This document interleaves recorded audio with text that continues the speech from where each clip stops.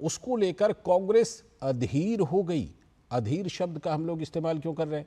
क्योंकि अधीर रंजन चौधरी वहां पर कमान संभाल रहे थे, लेकिन अब लगता है कि कांग्रेस ने मूड बना लिया है कि अधीर रंजन चौधरी से छुटकारा पा लेनी है। क्या इसके पीछे टीएमसी का, ममता बनर्जी का दबाव है कांग्रेस के ऊपर? इस पर करेंगे बात। और फिर बात यह भी करेंगे कि रायबरेली के सलोन में फर्जी प्रमाण पत्र बांग्लादेशियों के लिए, रोहिंग्या के लिए आखिर बनवा कौन रहा है? कौन है इसके पीछे? बड़ा मामला उजागर हुआ है, इस पर भी करेंगे बात। होंगे तमाम सवाल जवाब, लेकिन सबसे पहले इस वक्त की हेडलाइंस। केरल के वायनाड में भूस्खलन से भारी तबाही पर राज्य में 2 दिनों का शोक, 150 से भी ज्यादा लोगों की मौत। सेना की मदद से राहत और बचाव का काम जारी। कई राज्यों ने भी केरल की तरफ बढ़ाया मदद का हाथ। मुख्यमंत्री पी विजयन ने की समीक्षा बैठक। राज्यसभा में गृह मंत्री अमित शाह ने दिया बयान। वायनाड में प्राकृतिक आपदा से उत्पन्न हुई स्थिति पर राज्यसभा में चर्चा। लोकसभा में भी विपक्ष के हंगामे के कारण प्रश्नकाल हो गया बाधित। कांग्रेस के बार बार जाति वाले मुद्दे पर उठाने पर भाजपा ने साधा निशाना। दिल्ली में कोचिंग हादसे पर हाईकोर्ट ने अपनाया सख्त रुख। अदालत ने पूछा, एमसीडी अधिकारियों पर कोई कार्रवाई क्यों नहीं? अदालत ने दिल्ली के फ्रीबी कल्चर पर सरकार को लिया आड़े हाथ।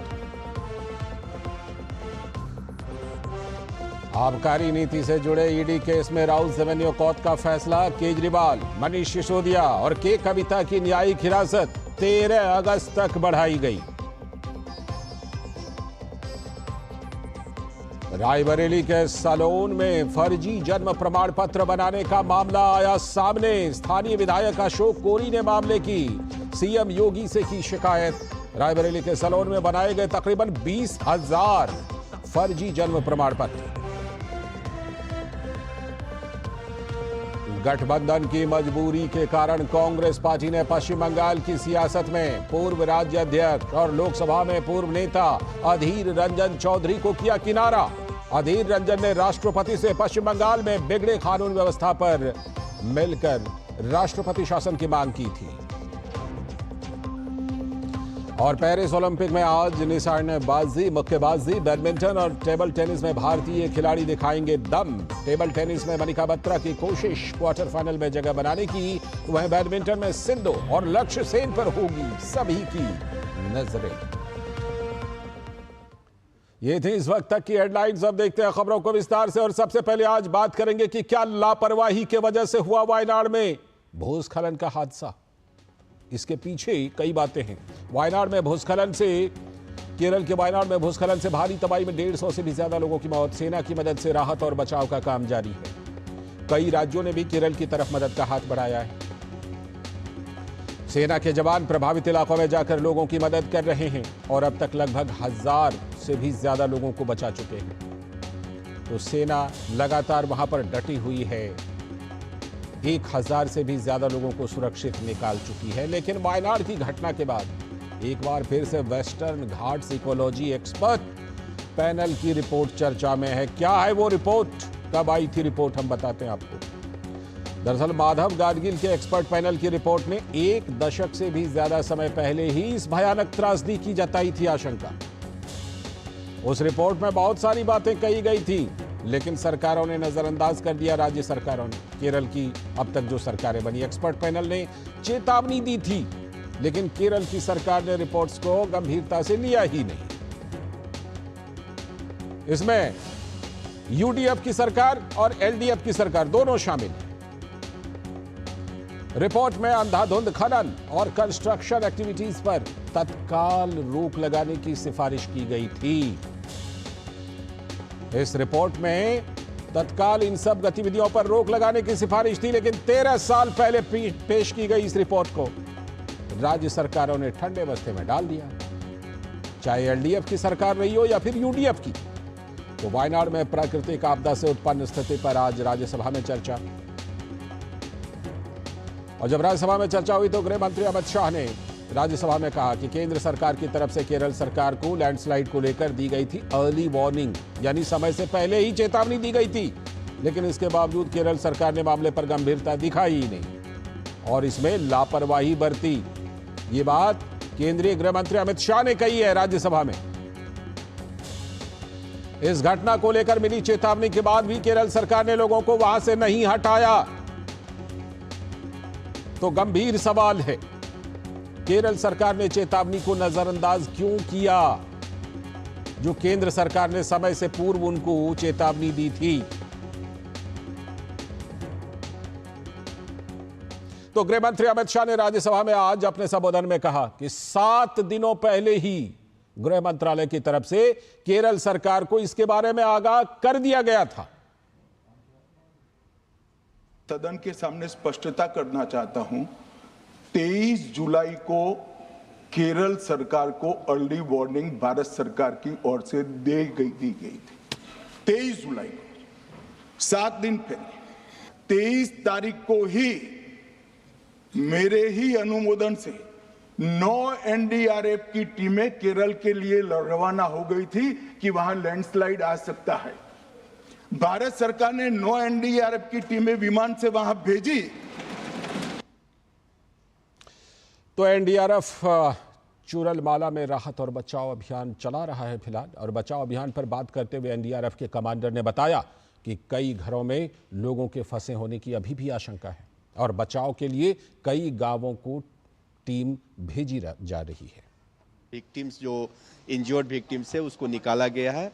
अभी अब जो भी कोलैप्स बिल्डिंग घर होगा उसमें कुछ विक्टिम्स ट्रैप्ड हो सकते हैं, उस पर अभी हम लोग काम कर रहे हैं। पहला हम लोग का काम है कि रिवर क्रॉस करके उस साइड मुंडकई विलेज में हम अभी अपनी टीम को भेज रहे हैं। चूंकि रेनफॉल अलर्ट्स है तो बारिश अभी चल हो रही है, बारिश का इंटेंसिटी हाई होगा तो डेंजर हो सकता है, वाटर करंट बढ़ जाएगा, वाटर का कैपेसिटी बढ़ेगा, तो chances are there because still it is in red alert. साथ ही ब्रिगेडियर अर्जुन सेगन ने कहा कि बचाव अभियान कल सुबह से जारी है। उन्होंने बताया कि सेना, एनडीआरएफ, नौसेना, राज्य पुलिस और वन विभाग के साथ साथ स्थानीय स्वयंसेवकों के लगभग 500 से 600 बचाव कर्मी कार्यरत हैं। सुबह तक 150 से ज़्यादा फेटल डेथ्स हो चुकी हैं और 200 सवा 200 के करीब इंडिविजुअल्स को रेस्क्यू किया गया है। बट अभी ऑपरेशन जारी है। जहाँ जहाँ जो दबे हुए हैं सैंड के अंदर, मिट्टी के अंदर, उनको खोद के निकाल रहे हैं। जो जिंदा है उनको फर्स्ट एड दी जा रही है और इमीडिएटली उनको इवैक्यूएट किया जा रहा है। और जो बॉडीज़ हैं उनको वहाँ से एरिया से निकाल के, जैसे आप देख रहे हैं ये जो हमने रस्सी का ब्रिज बनाया है उसके ज़रिए हम पार करा रहे हैं और उस पार ले जा रहे हैं। तो केरल से, वायनाड से जो आप राहत और बचाव कार्य की रिपोर्ट तो देख ही रहे हैं, लेकिन सवाल भी उठ रहे हैं और ये सवाल राज्यसभा में गृह मंत्री ने भी उठाया है। ये सवाल हम भी उठा रहे हैं कि 13 साल पहले दी गई रिपोर्ट का क्या हुआ, क्यों केरल सरकार ने नज़रअंदाज किया, दोनों एलडीएफ ने भी और यूडीएफ की सरकार ने भी।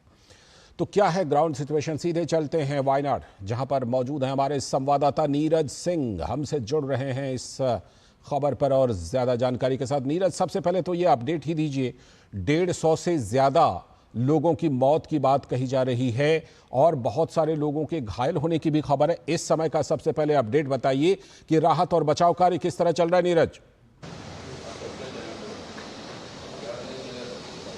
देखिए, बिल्कुल 150 के आसपास जो डेथ टोल है वो पहुंच गई है और 128 से ज़्यादा जो लोग हैं वो गंभीर रूप से या ये कहें कि घायल हैं। उनमें से कुछ की हालत अभी भी नाजुक बनी हुई है, क्योंकि मिट्टी और मलबा वो बड़ी संख्या में बहकर आया था। जब लैंडस्लाइड हुआ उसके बाद फ्लड के रूप में मिट्टी और मलबा बड़ी संख्या में बहा, जिसके कारण एक कह सकते हैं कि एक बड़ी आबादी इसकी चपेट में आ गई। और ये पूरा का पूरा अगर इलाका आप देखें तो इसमें हजारों की संख्या में जो लोग हैं वो रहते हैं और अभी भी रेस्क्यू और जो बचाव का काम है वो तेज़ी से जारी है। मौसम की चुनौतियां भी बनी हुई हैं, जो बारिश है वो भी रुक रुक कर हो रही है। हालांकि बीच में कुछ समय के लिए बारिश रुकी थी, लेकिन फिर दोबारा से जो बारिश है वो शुरू हो गई है। सबसे जो ज़रूरत की बात यही है कि जो रोड डिस्कनेक्ट हो गई है, और क्योंकि एक पुल है वो जब फ्लश आया था उसकी वजह से पूरा का पूरा जो पुल है वो बह गया, टूट गया, और उसको बनाने का काम सेना के लोग बड़ी तेजी के साथ कर रहे हैं, क्योंकि अगर वो पुल बन जाएगा तो जो आबादी अभी भी जहाँ तक रेस्क्यू टीमें नहीं पहुंची हैं, खासतौर से अपने इक्विपमेंट को लेकर, तो वो भी वहाँ पर पहुँच जाएंगी। अभी जो एनडीआरएफ के जो लोग हैं या सेना के जो लोग हैं वो वहाँ पर या तो पैदल वहाँ पर पहुँच रहे हैं या फिर चॉपर के थ्रू ड्रॉप हो रहे हैं और वहाँ पर जो रेस्क्यू है वो कर रहे हैं। चूँकि पैदल जा रहे हैं तो इतनी बड़ी संख्या में जो सामान है वो नहीं लेके जा पा रहे एनडीआरएफ के लोग। यही कारण है कि उस पुल को बनाने का काम बड़ी तेजी के साथ चल रहा है। अगर पुल बन जाएगा तो रेस्क्यू ऑपरेशन में भी काफ़ी तेजी आएगी। मौसम ज़रूर परेशानियां पैदा कर रहा है, लेकिन हमारे जो एनडीआरएफ के जवान हैं और जो सेना के जवान हैं दिन रात काम कर रहे हैं और उम्मीद की जा रही है कि जल्द से जल्द इस रेस्क्यू ऑपरेशन को खत्म कर लिया जाएगा, क्योंकि 1.5 से 2 फुट तक जो मिट्टी और जो गाद है वो भरी हुई है, उसको हटाना एक बड़ी चुनौती है। जी नीरज, ये राहत और बचाव कार्य का तो अपडेट आपसे ले लिया, लेकिन 2 बड़े गंभीर सवाल उठ रहे हैं। पहली बात, राज्यसभा में केंद्रीय गृह मंत्री अमित शाह ने अभी बयान दिया है कि 23 जुलाई को ही इस बारे में अर्ली वार्निंग दी गई थी केरल सरकार को, लेकिन लगता है सरकार ने नजरअंदाज कर दिया, वो जगह खाली नहीं कराई। और दूसरी बात, एक लंबी समय की भी रिपोर्ट है, 13 साल पहले वेस्टर्न घाट कमेटी ने, पैनल ने, जो गाडगिल पैनल है, उसने एक रिपोर्ट दी थी कि इन सब चीज़ों पर रोक लगाने की ज़रूरत है, वरना ये बड़ा हादसा कभी भी हो सकता है। तो एक तो सबसे पहली बात ये कि 7 दिन पहले दी गई वार्निंग को वहां पर विजयन सरकार ने नजरअंदाज किया, और दूसरी बात ये कि उस कमेटी की रिपोर्ट को और उसकी चेतावनी को, चाहे एलडीएफ की सरकार रहे या यूडीएफ की सरकार रहे, उन्होंने वहां नजरअंदाज किया पूरी तरह से।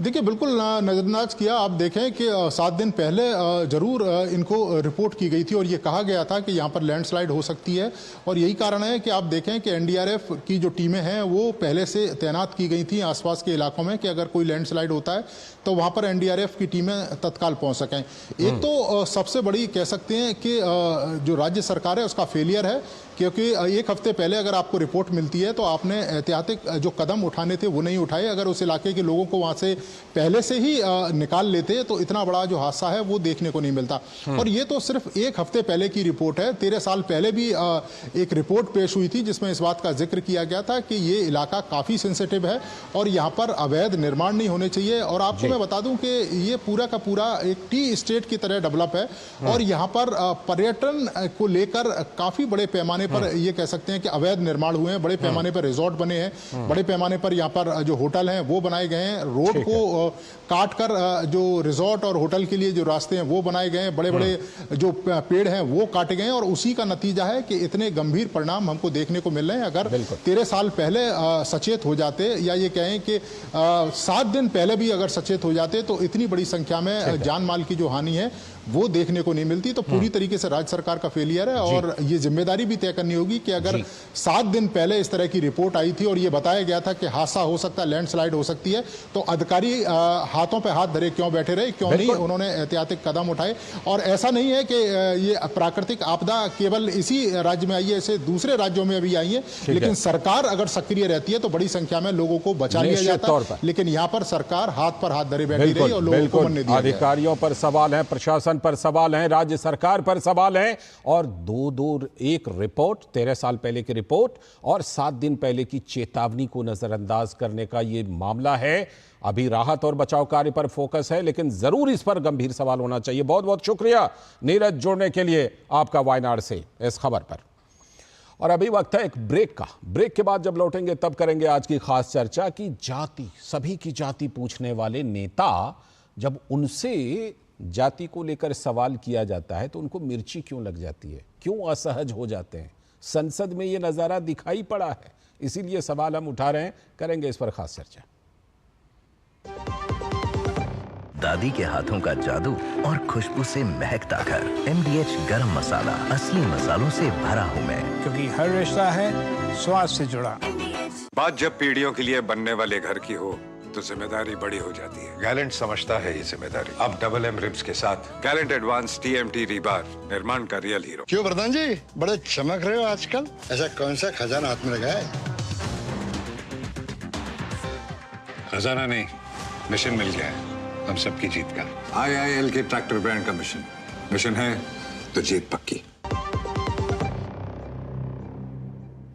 स्वागत है ब्रेक के बाद डीडी न्यूज पर। आप देख रहे हैं इस वक्त, और जैसा कि ब्रेक पर जाने से पहले हमने बताया था कि आज की खास चर्चा करेंगे कि जाति न पूछो साधु की। ये कहावत तो आपने सुनी होगी, लेकिन लोकसभा चुनाव के दौरान आपने जाति जाति जाति जाति और उसके बाद भी संसद के अंदर भी ये कई बार सुना। लेकिन जो सवाल पूछते हैं, जब उन्हीं से सवाल पूछा जाता है तो उनको क्यों मिर्ची लगती है? कुछ बड़ी बातें पहले देख लेते हैं, फिर करेंगे खास मेहमानों के साथ चर्चा।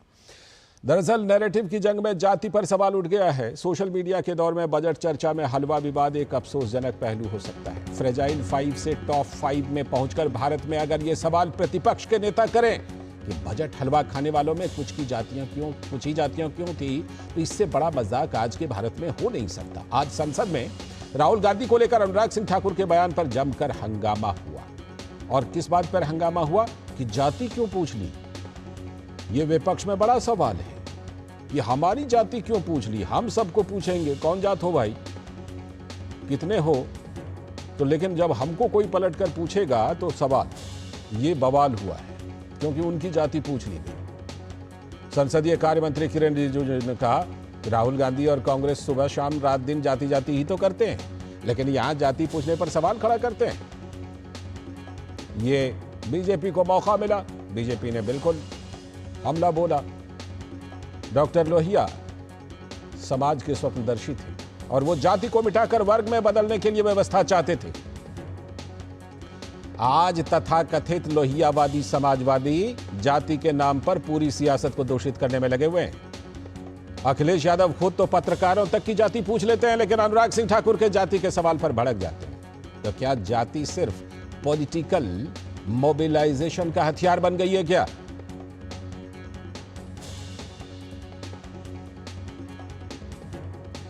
क्या वोट की सियासत में हिंदू समाज में जाति विभेद सत्ता संघर्ष को आसान बना देता है, इसीलिए इसको एक टूल के तौर पर इस्तेमाल किया जाता है? राहुल गांधी का जाति गणना पर जोर क्या मोहब्बत की दुकान के साथ सत्ता का शॉर्टकट फॉर्मूला है क्या? यह सवाल तो उठता है। मौका बीजेपी को मिला तो बीजेपी के नेता संबित पात्रा ने आरोप लगाया कि राहुल गांधी देश के प्रधानमंत्री तक की जात पूछ सकते हैं। सीधे चलते हैं राज्यसभा, जहां पर केंद्रीय वित्त मंत्री निर्मला सीतारमण बजट चर्चा का जवाब देने वाली हैं अब से कुछ ही देर में। तो केंद्रीय वित्त मंत्री निर्मला सीतारमण, जिन्होंने कल लोकसभा में बजट चर्चा का जवाब दिया था, आज राज्यसभा में दे रही हैं।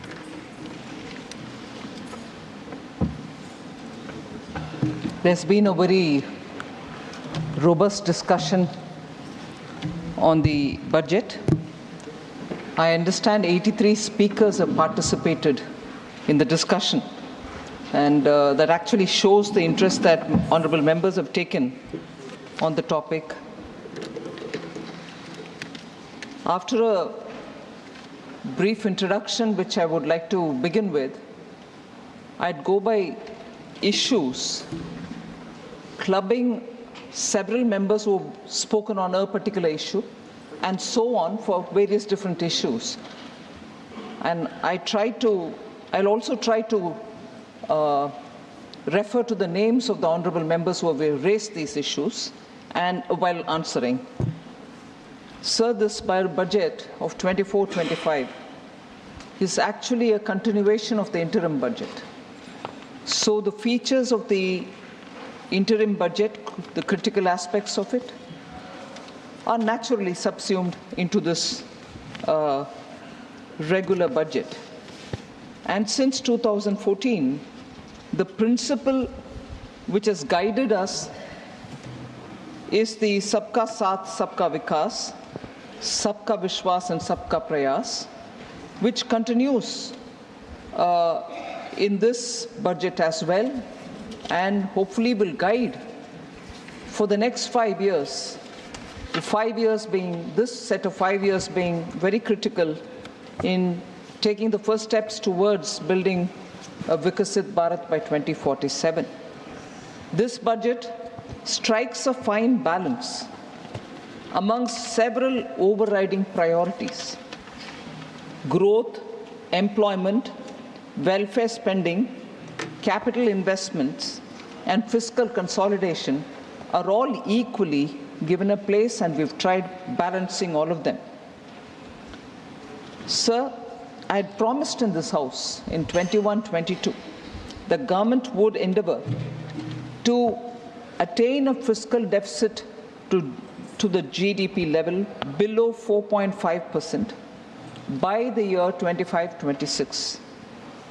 We had reached an unprecedented high number of 9.2% in 2021, and we are well on track to attain that target. According to the IMF, India's share in the global growth is 16%, and it is also rising. While this budget seeks to consolidate our earlier accomplishments, I have announced a slew of measures aimed at providing renewed impetus to the manufacturing sector. I would just like to take a few minutes on expanding on this.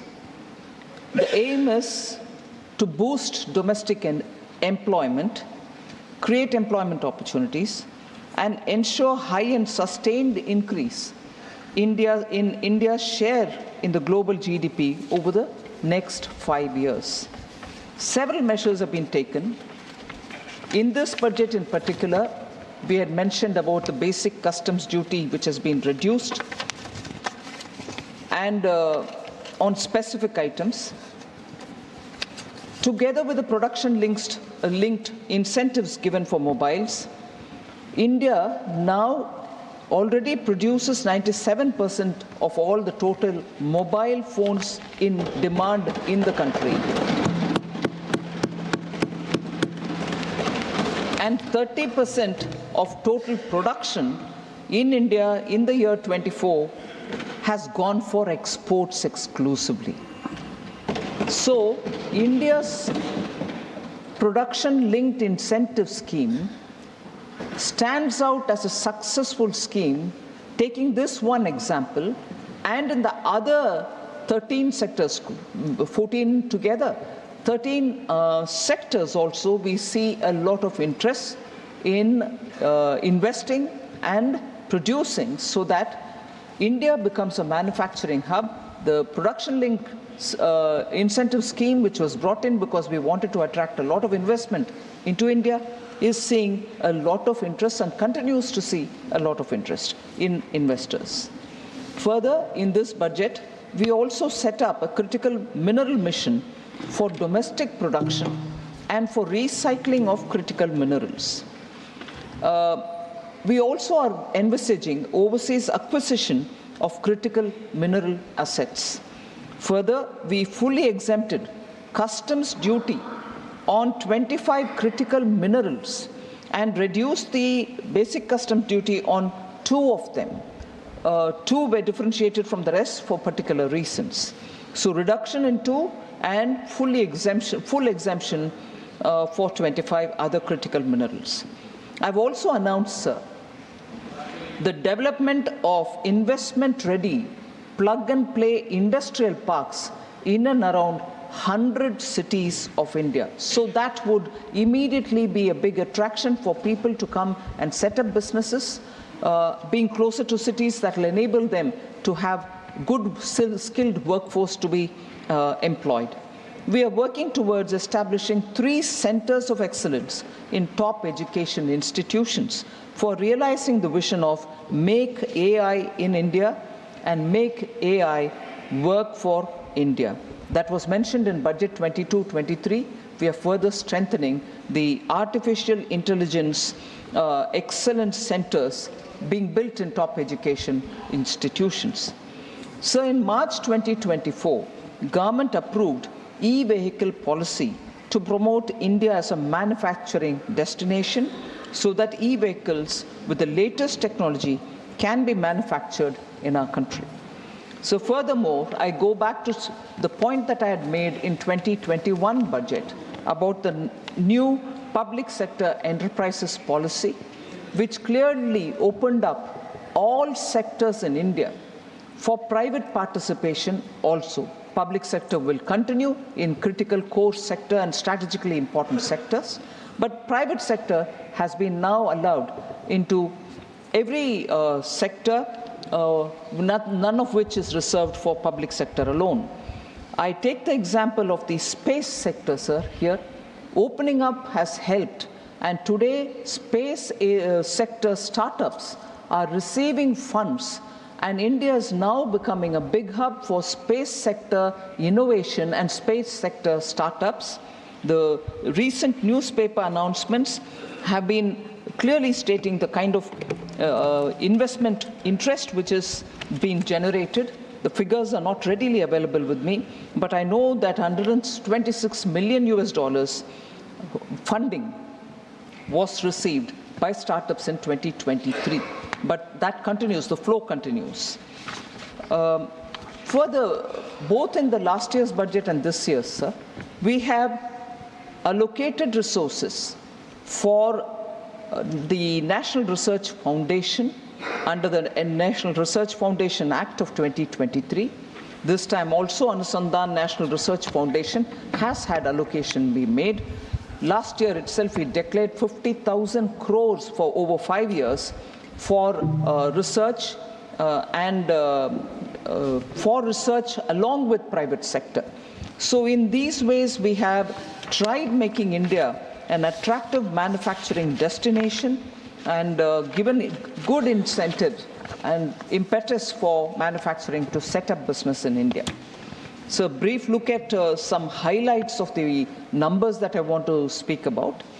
The total expenditure in the Union government's budget statement 24-25 is 48.21 lakh crores. The total expenditure in the regular budget 24-25 is 54,744 crores more than that of the interim budget which was presented in 1st February this year. So the highlight that I would like to draw the attention of the honorable members is that capital expenditure is pegged at 11 lakh crores, and this is one of the biggest ever allocation made for capital expenditure, and this shows a 17% increase over the provisional actuals of February of FY 23-24 over the last year. 17% increase over the last year. But in this context, I would like to highlight one important fact about the capital expenditure which happened during the UPA era. Capex allocation was 13.19 lakh crores between 2004-5 to 2013-14. The 10 years of UPA saw 13.19 lakh crores. Whereas during our 10 years ending 2024, the allocation for capital expenditure is 43.82 lakh crores. So the emphasis that we've given, particularly after COVID, for the capital expenditure being one of the very important routes through which the economy revival can be planned, has actually shown result, but the actual numbers are these. So there is also interest among members to know if the transfer to the states has been proper and as has been recommended by the finance commissions. I would like to underline that our unflinching commitment to cooperative federalism, the total resources proposed to be transferred to the state this year, 24-25, is estimated to be 22.91 lakh crores. This actually entails an increase of about 2.49 lakh crores over 23-24. Even compared to last year, it's an increase of about 2.49 lakh crores. Similarly, the outlays for all union territories has also increased from 61,118 crores in 23-24 to 68,660 crores in 24-25. So the states and the union territories are clearly getting in time the resources which are expected to be released for them. Although the budget documents have details of different schemes, I'm moving over to this point about sectoral allocations. So there is this interest to know if the allocations for certain particular sectors have increased or decreased? I would like to just give a comparative picture, sir. Agriculture and allied sectors in 24-25 received 1.52 lakh crores, which is 8,000 crores more than the last year. There is no reduction.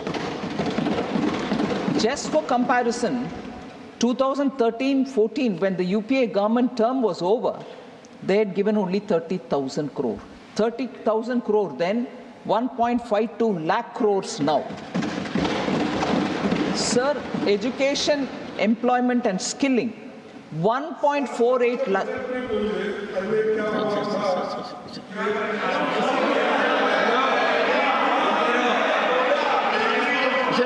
Please, honorable members, Finance Minister is speaking. Please, please. Yes. Honorable Finance Minister.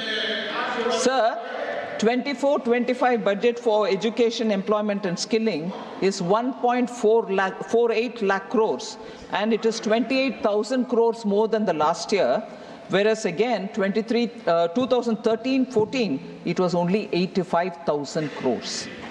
Women and girls, sir, 3.27 lakh crores in the current budget, which is 41% more allocation, 96,000 crore more allocation compared to the previous year.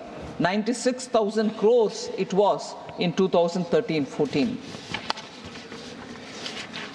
Similarly, for rural development, sir, 24-25, the current budget gives 2.66 lakh crores, 28,000 crores more than compared to last year, and it was just 87,000 crores in 2013-14.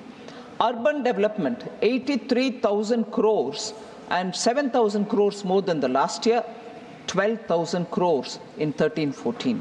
Health and social welfare, sir, 1.46 lakh crores. Compared to last year, it is 74,000 crores more. 3,000 crore more than last year and 74,000 crores more than 2013-14.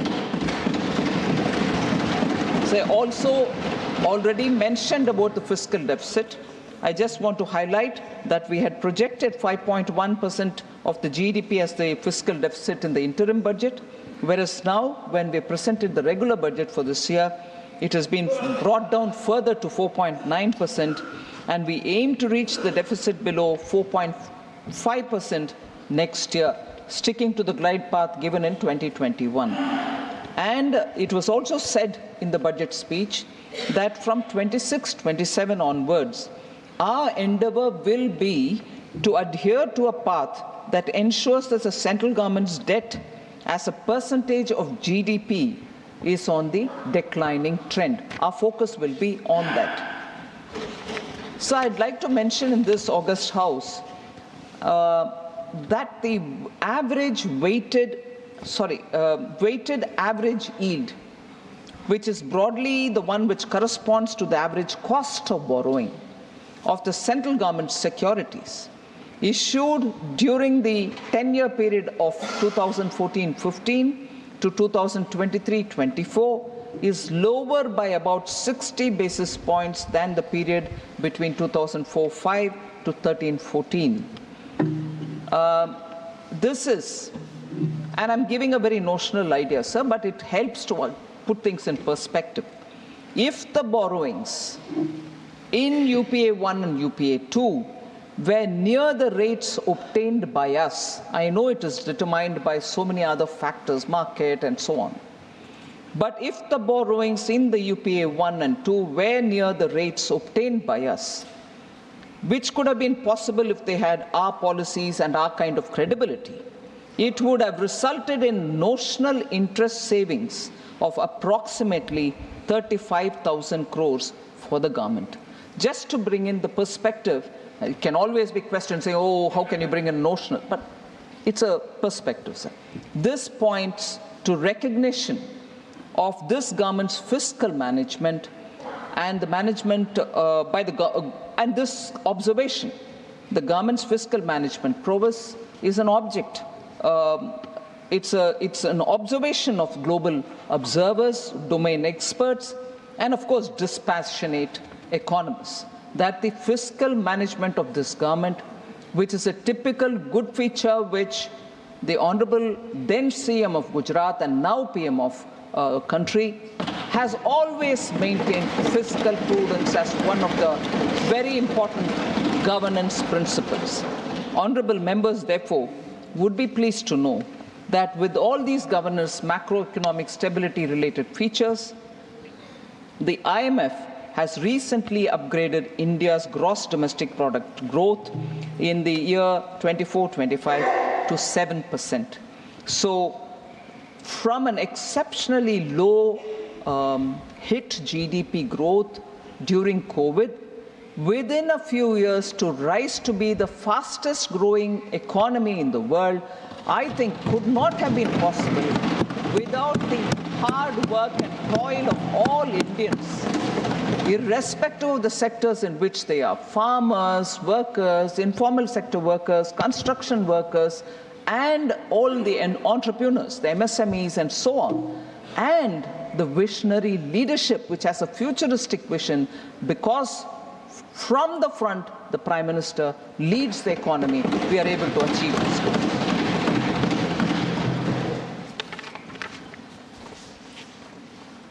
So I also presented the budget for the Union Territory of Jammu and Kashmir.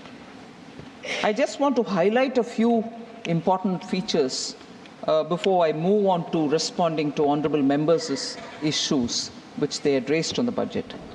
So I'm happy to inform that the concrete steps that have been taken by the Union Territory administration to free itself from the legacy fiscal distress related issues which they had inherited from the erstwhile state. And this has borne good results. With substantial financial support given by the Government of India, 17,000 crores have been provided as support in the Union budget of UT this year. The fiscal deficit to GSDP ratio of the Union Territory of J&K is estimated at 3% for the financial year 24-25. There is clearly a sign that public finances of UT of Jammu and Kashmir is now back on the rails. The government has worked very hard, unhindered, towards fulfilling the development aspirations of the people of Jammu and Kashmir with great sense of fiscal responsibility. Because I'm dealing with Jammu Kashmir budget now and later I go to the general budget, there are issues which have been raised about J&K budget which has been tabled in this house, both inside and outside of this august house. Now, I take this opportunity with your permission, sir, to address issues which have been raised in this house and equally because of importance given of those issues which have been raised outside as well. So the first issue is borrowings have risen from 12,000 crores to 24,000 crores in the last 2 years, and it is unprecedented and it shows fiscal mismanagement. This is an allegation. I'd like to respond, sir. Unlike other states and union territories, J&K has been plagued with pressures from externally sponsored terrorism. This is not a secret, all of us know it. In addition, historical legacy of poor governance, and I reiterate this point, sir, historical legacy of poor governance and low revenue base had created a situation of near perpetual distress and dependence on the union government. Just no way in which the state could have run without the union helping them, and that is how the main feature of J&K's state's budget was and also the economy was. With given this kind of a legacy inheritance that we've got, as part of the efforts to correct lingering fiscal distortions and for enabling transparent disclosure of the fiscal situation, the Union Territory Administration has brought off-budget borrowings onto its books. This has been done within the borrowing ceiling allowed to the Union Territory in each of the years which have gone by. So this is something which I have to state with conviction, that the UT was permitted to undertake additional borrowings against unutilized borrowing space from the previous years to take off-budget borrowings on the budget and finance its expenditure commitments. So the questions also, or the allegations also were that fiscal deficit was pegged at 1.6% and it has turned to 5.36 in FY24, more than 3 times the original estimate. And also that the capex has been slashed by 10%. The question therefore was, will the central government take blame for fiscal profligacy at the state level? I'd like to dispel any confusion in the minds of people. Along with the special support of 17,000 crore which has been announced in this budget from the union government, several other things are happening along with the efforts in recent past would reduce the fiscal deficit, and I hope it will reduce the fiscal deficit to 3.3% actually in 24-25. So it's not just the 17,000 crores that has been given as a special support, but also because of the efforts which are being put in the last few years, I think fiscal deficit will be back at 3%. While tax revenues, sir, have seen impressive growth, efforts on metering has improved billing and collection efficiency in the power sector, and that has also resulted in non-tax revenues increasing from 5,148 crores in 22-23 to 6,500 crores in 23-24. It's a big reform step that has been taken, well received by the people, and as a result of which we are able to have collection efficiency in the power sector. And I appreciate the J&K administration for having taken this effort, which is showing results for its own benefit. The Union Territory has also very important points, and this is a point which I submit to your consideration and for the August House to recognize, that the Union Territory has discontinued the earlier practices of running hundis and overdrafts from J&K Bank for its day-to-day cash management. This was a feature, sir. Every year, this would literally be a burden on J&K Bank, and equally a lazy comfort for the administration, that they could do this operation with the J&K Bank and get away with being transparent in the way in which they handled their accounts. I'm glad that this practice has been discontinued. During the last 4 years, the J&K Bank has made a remarkable turnaround from a loss-making bank of 1,139 crores of rupees in 2019-20. The bank has now made a profit of 1,700 crores in the year 23-24. So that is the kind of turnaround, and that's the kind of efficiency with which the bank is now performing, being run professionally since after 2019. Capital expenditure for the Union Territory, sir, has also increased from 10,634 crore rupees 22-23 to 12,101 crore in 23-24. So recording a 13.8% growth. So J&K, Union Territory and their situation is in a healthy fiscal situation, being able to meet the development aspirations of the state. One other point of criticism, if I may say so, has been that the state's tax to GDP ratio increased from 5 to 8% in 3 years. Does this mean the people of J&K are subject to heavy taxation without any corresponding increase in their welfare? This is one of the questions asked. I like to highlight, sir, that the J&K situation, J&K's higher tax to GDP ratio is due to better compliance and effective monitoring of the taxation system. I'd like to mention that with the introduction of GST, tax rate across the country is the same on all GST products. The rate of taxation on non-GST items are either at par with other states or only lower and not higher in J&K. Revenues from GST, motor spirit tax, excise, stamp duties were 9,467 crores in 2019-20. It has increased to 13,903 crores in the year 23-24. So the administration is showing efficiency in collecting from non-GST tax also. And as a result, the fiscal health of the state is also improving. So the UT has also given care to expand the dealer registrations, improve GST return compliances, initiated a lot of e-stamping systems, and conducted transparent excise auctions. Very important, sir. Transparent excise auctions. So that itself gives a lot of confidence about the way in which J&K administration is moving. On the employment rates, sir, 15 to 59-year-olds, the unemployment rate has come down from 6.4% in 2020-21, gradually to 5.7% in 21-22, and to 4.4% in 22-23. This has become possible because of substantial public investments that have led to creation of avenues of employment opportunities.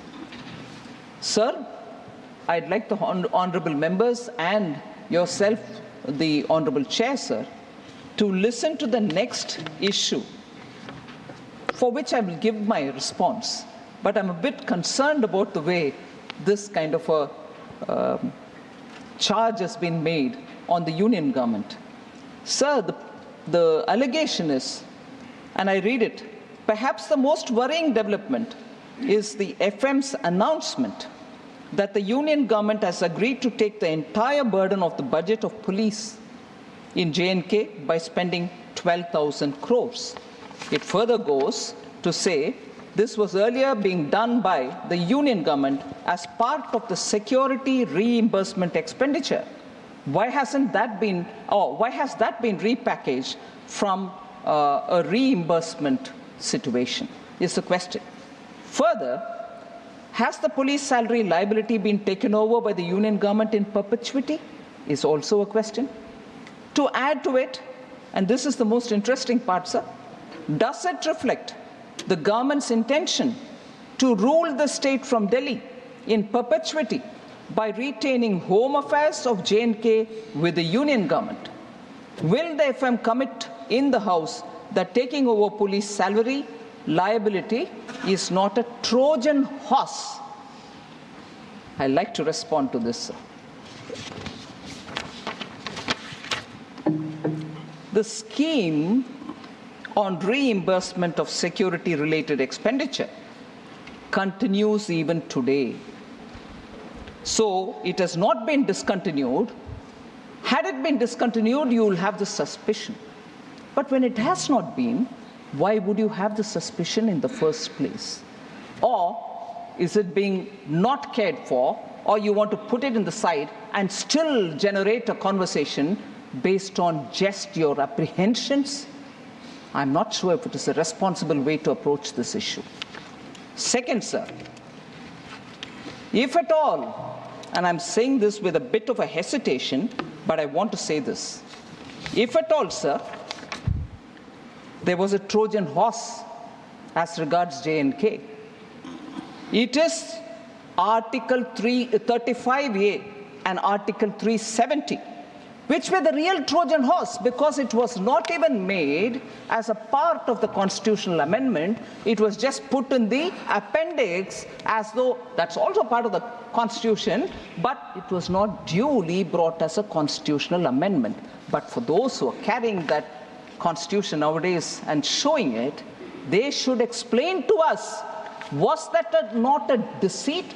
And is that not the Trojan horse to keep J&K not integrated with India?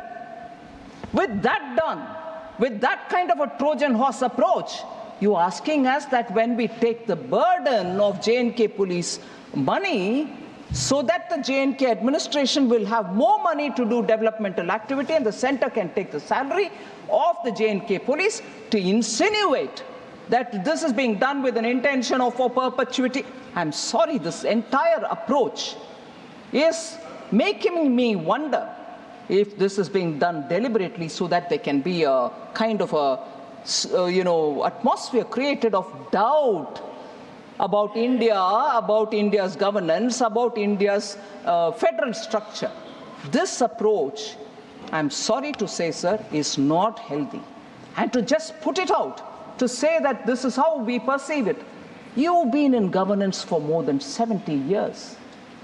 Not 70, 50, 40 years. I'm sure you understand the significance of what is going on and the way in which that state is being restored back to be a part of India. We belong to a party, sir, which firmly believed from the beginning, from 1947, Ek Desh, Ek Nishan, Ek Vidhan, unlike the Congress party. Sir, and I'm afraid to say, separatists who are self-proclaimed are coming into the Congress party with red carpets thrown for them to come in. Separatists who were the ones who caused permanent and perpetual problem there. Now post-2019, we are at least being able to develop the state even as we are containing terrorism. Whereas now, like earlier, terrorists are being, self-proclaimed terrorists are also being welcomed in the Congress party, sir. Sir, therefore, not yielding. She is not yielding. Mr. Ranjit Surjewala, she is not yielding. Okay, go ahead. Sir, please, threat to cooperative federalism. This side also, please. Threat to cooperative federalism is a topic on which there's been a lot of discussion, based only on the fact that the budget speech mentioned only 2 states and it did not mention other states. Yesterday in the Lok Sabha too, I addressed this matter, sir. I wanted to highlight the fact that total resources allocated to transfer to the states in BE 24-25 is 22,91,182 crores, and that's an increase of 4,93,645 crores over the last year. So transfer to the states are going unhindered as per the recommendation of the Finance Commission, and I'll further elaborate that when I come to some of the members who have raised questions in particular on that topic. So, sir, in this respect, again, the threat to cooperative federalism issue has been raised by several honorable members, inclusive of former Finance Minister Chidambaram, Jawahar Sirkar, N.R. Elango, Shri Honorable Member Shanmugam, C.V. Shanmugam, and also Muhammad Abdullah. So there are many members who have raised this. And on that, sir,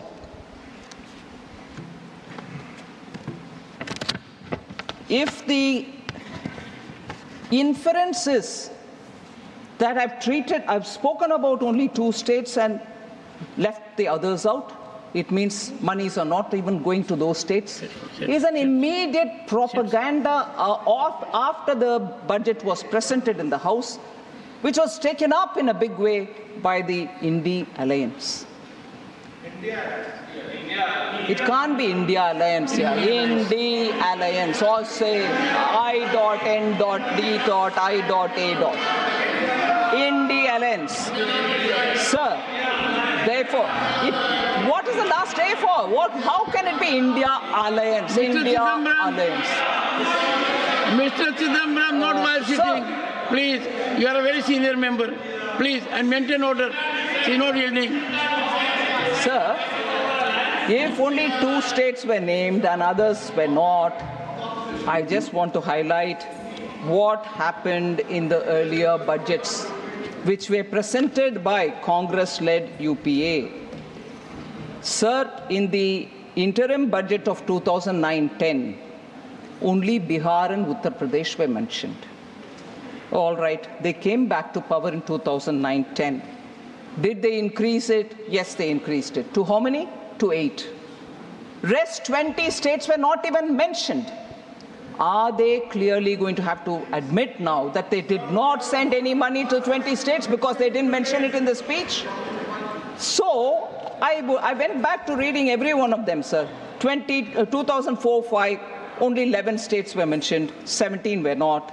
10 were mentioned in the next one, 18 were not.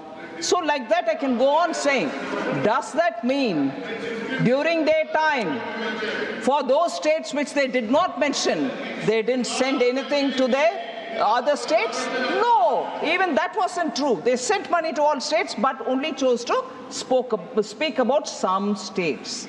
If that is true for them, but it can't be true for me, is it? Protest outside the parliament, say, oh, other states are being ignored. What a deliberate attempt to mislead people. And I condemn that.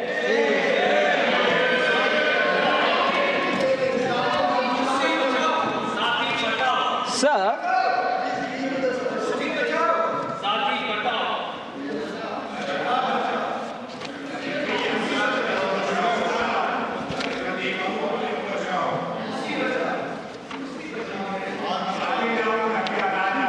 I'll just highlight this point, sir. On agriculture allocations. Agriculture allocation has come down, was the allegation, and also a statement made. Several members have spoken on that. Shri Randeep Surjewala ji, Raghav Chadda ji, Rajni Patel ji, Sanjay Yadav ji, and Manoj Kumar Jha ji. I want to highlight, sir, that the budget allocation in 2013-14 for agriculture and farmers' welfare was only 21,934 crores, whereas 24-25 it has increased to 1.23 lakh crores, over 5.5 times in a decade. PM Kisan, sir, about which I'll also mention a bit later, more than 3.24 lakh crores has been disbursed to over 11 crore farmers. Institutional credit as a target for agriculture has increased more than 2.5 times since 2014-15, from 8 lakh crores to 20 lakh crores. Interest subsidy, which are given to farmers through Kisan Credit Card, has increased 2.4 times. Has increased 2.4 times since 2014-15, from 6,000 crores to 14,252 crores. KCC now covers animal husbandry and fisheries also. Small and marginal farmers, the number of accounts which are opened for them and they avail agricultural loan has grown from 57% in 2014-15 to 76% in 23-24.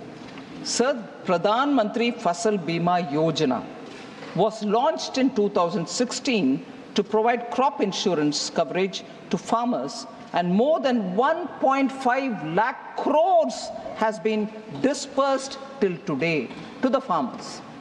Agri-Infra Fund, sir, was launched under Atmanirbhar Bharat package to address existing infrastructure gaps and mobilize investments. More than 35,200 crores have been sanctioned for 48,000 projects under the Agri-Infra Fund. So the money collected, although as a cess, much against the allegation which is levied on us, saying cess money you retain. No, it is getting spent for, here in this case, for agriculture infrastructure creation. More than 23 crore soil health cards have been distributed to farmers, which provides farmers with the nutrient status of their soil and its composition. 1.8 crore farmers and 2.53 lakh traders have been registered on the eNAM portal, which is a national agriculture marketing place. In the last 10 years, more than 11 lakh crore have been spent to provide fertilizers to farmers at affordable prices. Government has also formulated agricultural export policy in 2018 in the country for the first time. This has led to agricultural exports reaching up to 4 lakh crores of rupees.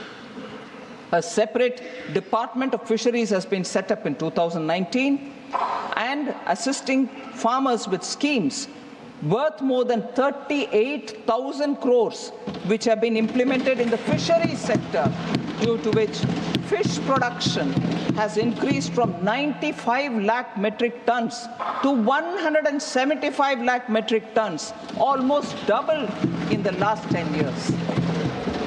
Sir, this is where this insurance-related point which I said earlier, I have to repeat. In its 2004 election manifesto, the Congress party promised to implement a comprehensive crop insurance scheme. However, it was not till the NDA, which came to power under Prime Minister Modi, Fasal Bima Yojana was implemented. They could have done it during their time, but no, it waited for a manifesto. But that was 2004 manifesto, and they had 10 years after that. They did not do anything on that. The Congress said it would examine the feasibility of direct income support to farmers. However, it was not till 2019 when Prime Minister Modi gave PM Kisan Samman Nidhi. They state things in their manifesto, it lies in the manifesto. No, they don't implement when they come to power. The failure of their flagship scheme, which is the loan waiver scheme of 2008, has been, I've mentioned this several times, I'm not taking the time of the August House, but the loan waiver scheme was not even fully implemented. In fact, many of the farmers were not given certificate that they've cleared their dues and everything, so that after that they can go and procure the loan from the banks, because without the certificates, bank wouldn't give. 38% farmers hadn't been given the certificate, and they are sitting, loan waiver gaya, loan nahi mila abhi. That is the halat, that is the careless and laid-back fashion with which a sensitive subject like loan waiver had been handled by Congress party. Sir, on health and education, Honorable Member Sanjeev Arora, Sujit Kumar, and also Sagarika Ghosh had raised question. National health policy of NDA targeted only 2.5% of the GDP on health sector. So total allocation under health increased from 88,000 in 23-24 to 89,000 crores in 24, 89,287 crores in 24-25. PM Swasth Suraksha Yojana, under that 15 new All India Institutes of Medical Sciences have been approved, of which 9 projects have been completed starting from 2014. In 10 years, 9 new All India Institute of Medical Sciences have been completed, whilst total of 15 have been given sanction. Similarly, sir, 17 government medical college institutes have been approved, of which 10 projects have been completed. So attention given to health in different forms is what I want to lay before you for the consideration of the House.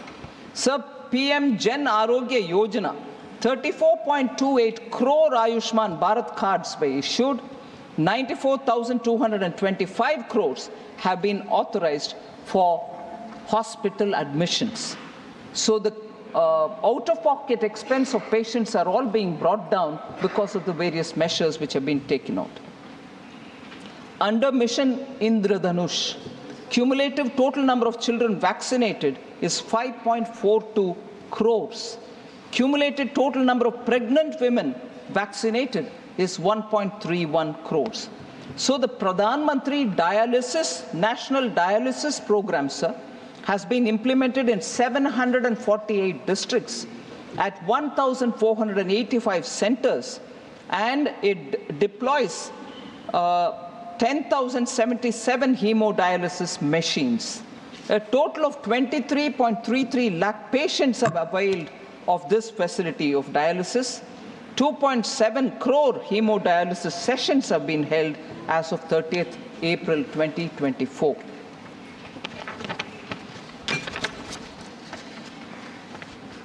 10,000 PM Jan Aushadhi Kendras have been opened, and they provide 30 to 80% cheaper medicines, and medical equipments are also being made available, sir.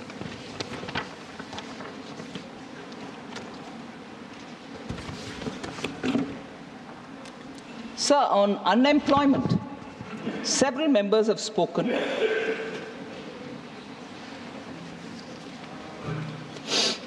Randeep Surjewala ji, Raghav Chadda, Sanjay Yadav ji, P. Chidambaram ji, Jawahar Sirkar ji, Surjit Kumar, and also Sagarika Ghosh ji. Sir, first of all, I'd like to present before you that our policy is to make youth competent, saksham. For that, we also have brought in this time a package of 5 schemes providing employment in 3, and 1 for skilling and 1 for internship.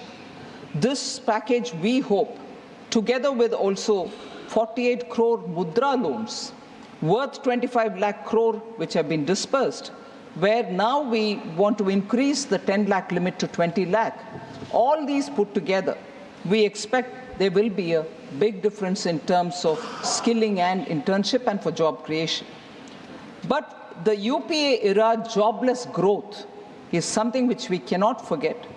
It hurt India's youth the most because RBI's CLEMS data showed that the total employment declined from 47.2 crores in 2012-13 to 47 crore in 2013-14.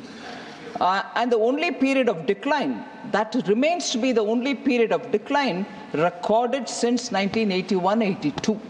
So when it is declined there, to recover from that, even during the period, not much was done. Formal employment also was badly hit during UPA, especially in the formal manufacturing sector. The annual survey of industries, which is issued by the Ministry of Statistics and Program Implementation, showed a sharper percentage decline than ever seen during the worst of COVID pandemic. So even during COVID pandemic, that is not the kind of decline we saw as was seen during UPA's time.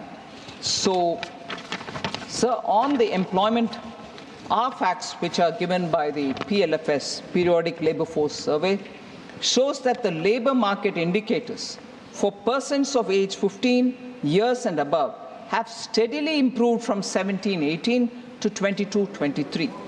Labour force participation has also increased from 49.8% in 17-18 to 57.9% in 22-23. Women's labour force participation has risen to 37% in 22-23 from 23.3% in 17-18. The unemployment rate has declined from 6% in 2017-18 to a low of 3.2% in 22-23.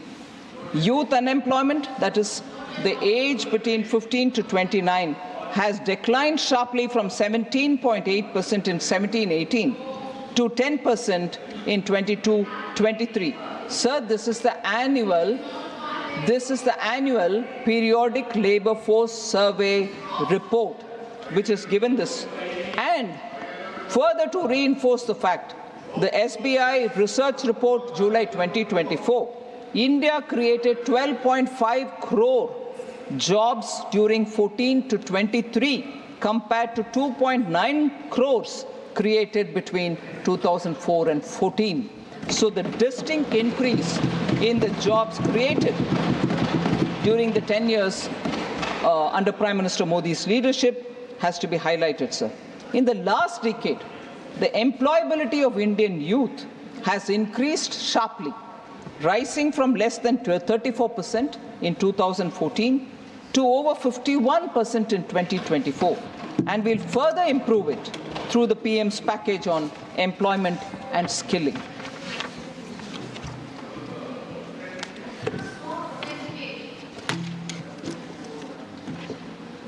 So inflation. There's been a lot of discussion on that, sir. I'd like to give the data give the data and also differentiate between the inflation which was present during UPA and our approach towards dealing with inflation now, so that we can see how inflation has been handled both under the UPA and the NDA. So we saw double-digit high inflation period under the UPA because of the policies which were reckless and inappropriate policies were taken on one hand and inept measures to control inflation on the other. Domestic inflation. So this is a very important statement, sir. Domestic inflation used to be higher than the global average. That is very significant to be noticed. Post the global financial crisis of 2008, UPA government took stimulus measures to boost the economy. The problem arose, and I'm sorry I have to say this, when economists who are repeatedly quoted to us saying, reputed economists, you're not that, when leaders of that stature did not know when and how to withdraw the stimulus which was brought in after the global financial crisis, did not know when to and how to withdraw the stimulus, leading to a high double-digit inflation between 2009 and 13. High fiscal deficit as a result, and debt as a result, crowding out private investment. Sir, between January 2012 and April 2014, retail inflation was more than 9% in 22 out of the 28 months. So let's understand the gravity of this inflation, which we have noticed during that time. No supply-side measures were effectively taken in those days, and as a result, relief, even partial relief, was not available for the consumers. UP inherited a very stable macroeconomic environment. Atalji, when his term was over in 2004, had left behind a very strong Indian economy. Inflation was only at 3.8% from 99 to 2000 and to 2003-04. Comparatively, average annual inflation rose to 8.1% between 2004-05 and 2013-14. Where is 3.8% and where is 8.1%, sir? That's their record on inflation handling. High fiscal deficit, decreased prioritization of capital expenditure, and that contributed to sustained high inflation, averaging double digits. For example, sir, India's inflation averaged at 10.1% January to April 2013, compared to the average of 3.9% across all the emerging markets. If emerging markets are countries where we can compare ourselves, they were only at 3.9%, whereas you had UPA keeping our inflation at 10.1%. So whereas, to contrast this with our period, over the last decade, sir, India's average inflation was only 5.1%, lower than the 5.8% average among the emerging economies. So we are close to it, and even lesser than the average of the emerging economies' inflation. That is the difference between UPA's handling of inflation and NDA's handling of inflation. Sir, Congress means mehengai is something the common man knows as well, because the common man's slogan used to be and continues to be Congress aayi, mehengai lai. This has been the parlance of the normal people. So, Congress matlab mehengai. Sir, I want to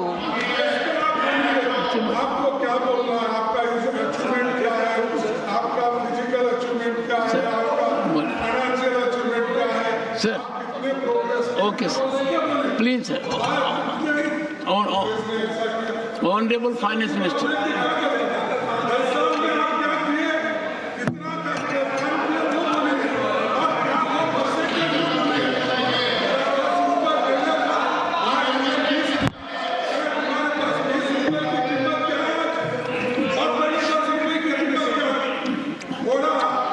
Finance Minister, please. Sir, sir. Sir, Honorable Leader of the Opposition, sir. Sir. Sir. Sir. Minister. Sir, please. She is not yielding, sir. She is not yielding. Okay, I'll leave. Sir, she is not yielding. Okay, Sir, sir. Yielded. Okay. रख के क्या करना चाहिए? ठीक है. Yes. रुकिए. I hope sir, there will be peace, calm and camaraderie in the house, sir. माननीय सभापति जी, अभी जो एलओपी ने विषय उठाया कि आप अपनी बात करिए और कांग्रेस के ज़माने की बात ना करिए, ये जब भी बजट की चर्चा होती है तो वो हमेशा कंपैरेटिव टर्म्स में होती है. हमेशा हमको बताना पड़ता है. Please. No. You had all the right to say so. No, what is it, Nasir? You had all the right to. Please, no, I don't appreciate it. Sorry, I don't appreciate. No, don't appreciate. What is this? Forget about it. Nothing is going on record. Why are you saying so, sir? Rajya Sabha में आने वाले लोगों के बारे में भी Congress party को सोचना चाहिए कि इस हाउस में चर्चा की गरिमा और चर्चा को कैसे आगे बढ़ाना है. मैं यहाँ पर सिर्फ माननीय वित्त मंत्री श्रीमती निर्मला सीतारमण जी जो बात कह रही थी उनके पक्ष में हाउस को ये बताना चाहता हूँ कि बजट रिलेटिव और कंपैरेटिव टर्म्स में बताया जाता है. हमें अगर विकास बताना है तो हमको बताना है कि अब कहाँ से चले और कहाँ पहुँचे. हमको यह भी बताना होता है कि हम किस गति से चले और हमको यह भी बताना पड़ता है कि हमने एक लॉन्ग लीप ली है, एक लंबी छलांग ली है. और जब हम ये लंबी छलांग लेने की बात करते हैं तो हम अंधकार से उजाले की ओर जाते हैं. और उसका पर्यायवाची जब हम ढूंढेंगे तो 2014 के पहले अंधकार दिखता है और 2014 के बाद उजाला दिखता है. Honorable Finance Minister, Honorable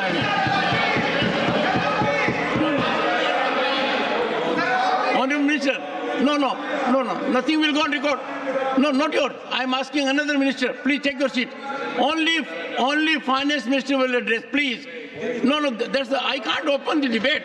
The debate is over. Please, no, sir. Only Honorable Finance Minister will speak.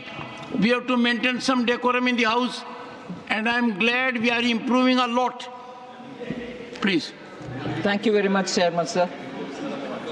Sir, I do take what the Honorable Leader of the Opposition has suggested. What we do today is what I'm highlighting, and therefore also saying something similar of this kind didn't happen then. He may refute it, but it is a matter of fact, and I'm grateful for the intervention of the Leader of the House to state it in his nice Hindi, which I can't speak as well, to say what exactly it was. Getting out of Andhakar to go into Acha Roshni Wala, and that's what is happening now. So, Honorable Finance Minister, but your Hindi is not bad. Thank you. Please go ahead. Thank you, sir. Sir. Please. Sir. Please. Honorable Finance Minister, please. Sir, it is not just me who's talking about what had not happened then, and it's not just me who's talking about what kind of things had happened then. I'm saying what not happened then and what kinds of things happened then, based on eminent people and their words. Take, for example, what one former governor of Reserve Bank had to say. And I'm quoting, I'm not taking his name. I don't know if it is permitted, because I think people who are not members of this house you should not name and so on. So I will just say former governor of Reserve Bank. In his book he says, sir, and I quote, "The finance ministry used to pressurize the RBI to soften interest rates and present a rosier picture of the growth to shore up sentiments. You were not able to perform in the economy, managing the inflation, giving stimulus to growth and leading the country to have better growth, but you're asking the RBI to give a rosy picture so that the sentiments don't get affected, because that sentiment and the kind of impact it was having on the economy is where we went to being fragile 5. And fragile 5 economy is a fact which was before them, but they couldn't act on it. Instead, they put pressure on Reserve Bank. So what you need to do constructively, you don't do. On the contrary, you do such things. And I'm not saying it. Reputed, respected, former bureaucrat who was also the governor of Reserve Bank has written it.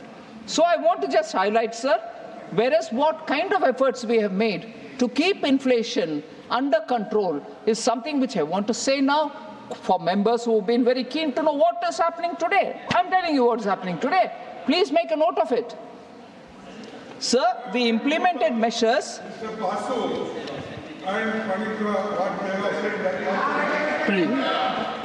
Sir, we implemented measures leading to a reduced average inflation of 4.5% in 14-15 to 2018-19, well within the RBI's target range of 2 to 6%.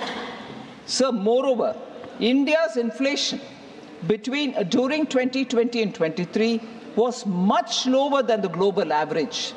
So I want to highlight why it was so. Because competent and proactive measures were undertaken by the government to control inflation, and we managed to contain inflation at 5.7% from 2019-20 to 23-24, despite challenges which were unforeseen, and the size and the magnitude of COVID was something which all over the world, even today, has tarnished the economies, and they are not able to come out of it, whereas we have managed to be closer to the tolerance band given by RBI. Many countries faced 3 or 4 decade high double-digit inflation after the COVID pandemic. So I just want to list out the 5-year terms and the inflation rates which have prevailed. These are numbers which are already in public domain, but it's useful for us to compare so that we know what are policy-induced internal factors which drove UPA's inflation as different from NDA's inflation, which is largely driven by a pandemic and because of the global disruptions. So the difference between the inflation then and the inflation now are very clearly before us. NDA's period, sir, 5 years between 1999 and 2004, retail inflation was only 3.8%. UPA 1, 5 years, it was 6%. UPA 2, 10.2%. So if you were to take 10 years of UPA 1 and 2, it was 8%, 8.1%. NDA 1, sir, between 14 to 19, 4.5%. NDA 2, 5.7%, sir. NDA 1 and 2 put together, 10 years, 5.1% inflation, whereas 5.1 and whereas 8.1, sir, of the 10 years then, 10 years now. So we need to understand that even when very important steps were taken, like cutting down on the excise duty of petrol and diesel by the Honorable Prime Minister, twice, once in November and once in June of 23, November of 22, every state tried to reduce. But for political scoring of a point, Congress-ruled states did not. And even then and now, the inflation in those states, even if the change of government has happened, continues to be higher, and efforts to contain them is even being taken now also. They just didn't want to cut down. On the contrary, if I remember correct, our president and the leader of the House here is from Himachal Pradesh. The first thing the government did there after being elected was to increase the price of petrol and diesel. Now, the cry for inflation in this House questions on what action you're taking to contain inflation, Congress government in Himachal Pradesh, a small state, increases the price. And here the lecture is about contain the prices, bring it down. Congress can do that. So was the effort, so was it in Karnataka.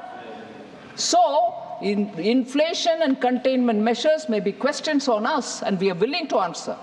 But what about those states which are being governed by Congress, sir? The steps that we've taken, the steps that we have taken to control inflation, sir, strategic policies for targeting inflation have been taken. PM Garib Kalyan Anna Yojana is to make sure that people get the bottommost layer, poorest people get their grains at least, so that they can have some kind of assurance that they have something to feed their family with. Government continuously offloads wheat and rice from the central pool under the open market sale scheme to increase availability in the market, steps that we are taking. To prevent hoarding and unscrupulous speculation, traders and wholesalers, big chain retailers, and processors were required to disclose their stock positions of wheat and rice. We follow them, we pursue with them, and then ensure that the stocks are coming into the market. Under the Price Stabilization Fund, sir, a dynamic buffer stock of pulses is maintained, and calibrated release of stocks contain the price, and we keep procuring to increase the buffer stock. Basic duty on crude palm oil, crude soya bean oil, and crude sunflower oil was cut from 2.5% to nil, so that crude oil can come into India, edible crude oil, and that can be refined, creating jobs, at the same time making edible oil available in the country. The agri-cess on oils was reduced from 20% to 5%. So we are reducing the revenues that we are earning, but making sure people get affordable price commodities which are important. On January 15th, 2024, this duty structure has been extended to 31st March 2025. So edible oil can be distributed with affordable prices, sir. We have also taken measures to make sure basic items like atta, rice, chana dal, and moong dal are distributed in the Bharat Atta, Bharat Rice, and Bharat Chana Dal and Moong Dal branded, so that they can be sold at affordable prices. Per kg cost of atta is 27 rupees 50 paise. Per kg rice is 27.50. Chana is 60 rupees a kg. And Bharat Moong Dal is at 107 a kg, 93 for Sabut Moong Dal. These have been sold. 14.7 lakh tons have been sold of atta, 13.98 lakh tons of rice, 11.52 lakh tons of chana dal, and 2,984.37 tons of moong dal, both put together, Sabut and Dula Hua, are sold, which means people are benefiting from the wholesale distribution, which is under the brand Bharat. So therefore, sir, I want to make sure that the efforts taken by this government to contain inflation are informed to the honorable members, and they know that we are taking the necessary steps. Quickly on Poshan Abhiyan, sir, and Saksham Anganwadi, the question which Sujit Kumarji from BJD had raised. Poshan and Saksham Anganwadi allocations have only increased and not come down.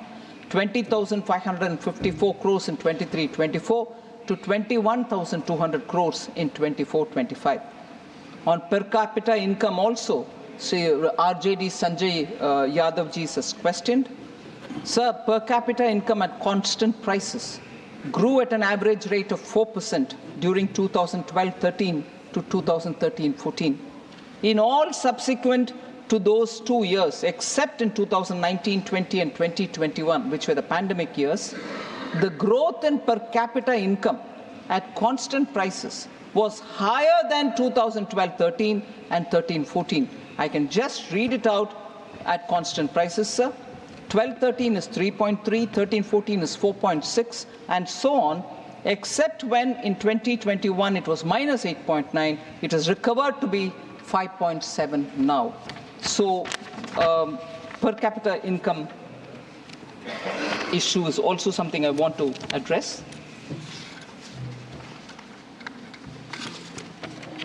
So this is a very important issue which has been raised, that arbitrarily we've been cutting the borrowing ceilings of non-BJP states. Sir, I want to completely dispel this baseless argument. Central government follows the recommendation of the 15th Finance Commission for issuing borrowing consent financial year-wise uniformly to all states. Net borrowing ceilings of 3% of GSDP has been fixed for the financial year 24-25. Borrowing consent is issued to all states by adopting uniform parameters as per borrowing guidelines. There's no difference here. All of them are treated the same.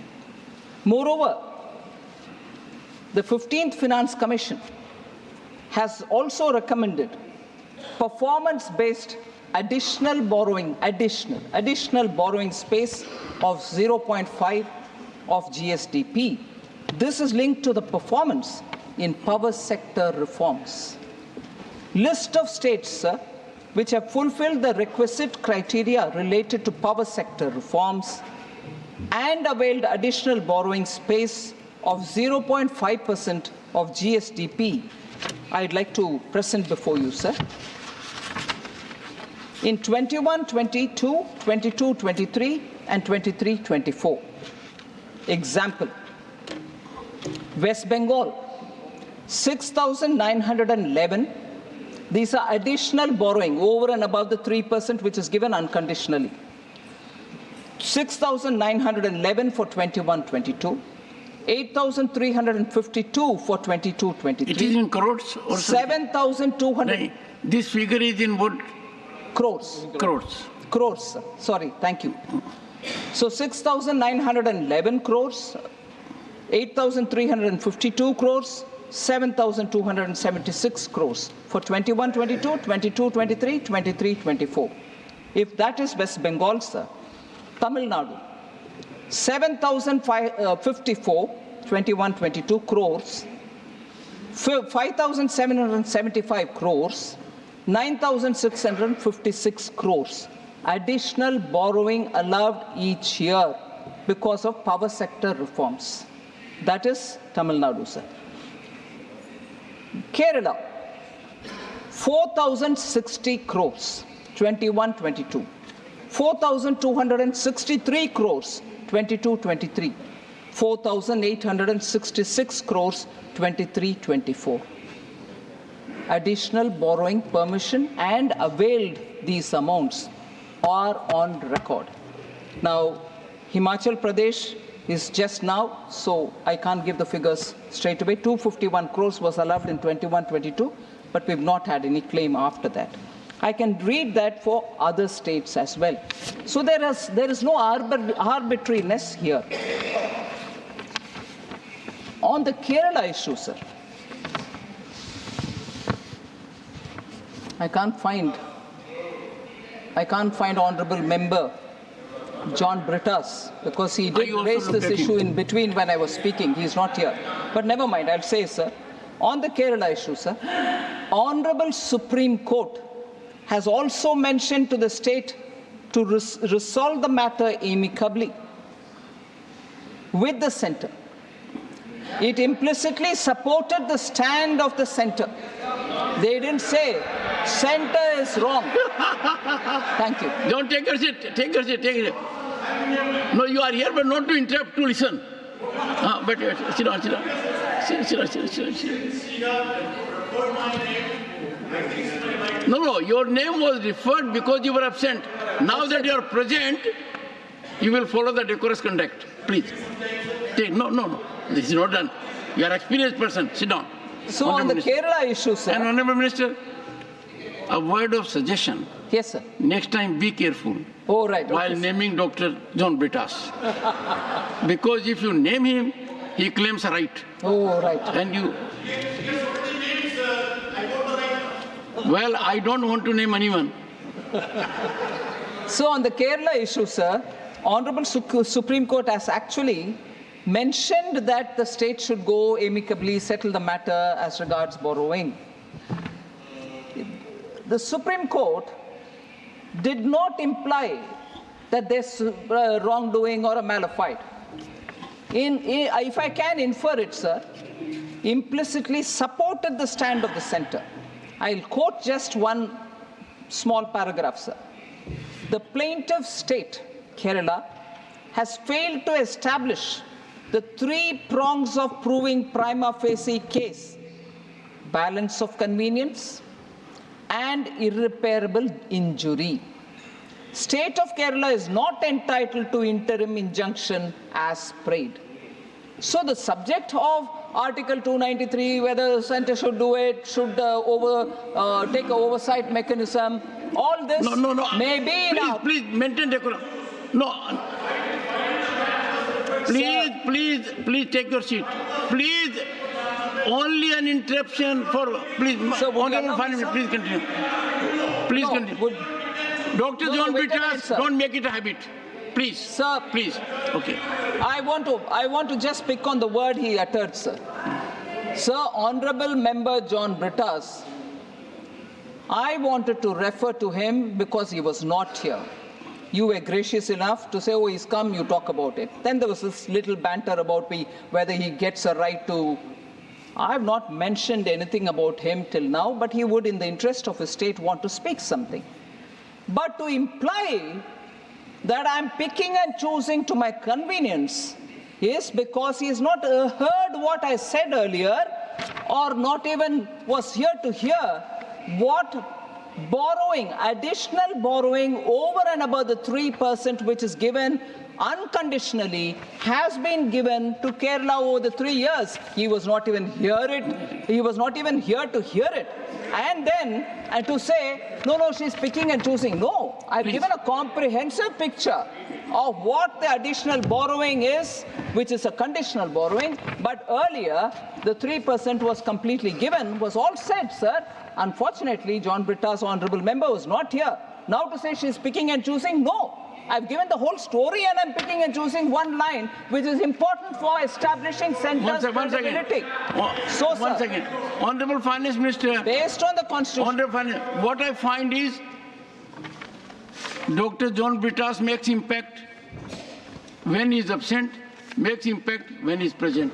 Now, take your seat. Honourable Finance Minister. Sir. No.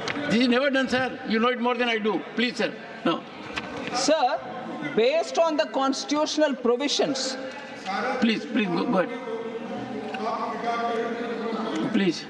Sir, based on the constitutional provisions, sir, the government of India... I can't restart the debate. I say, oh, okay. Normally, when I ask a speaker to look at me, then I thought it is best to have eye contact also. Please, go ahead.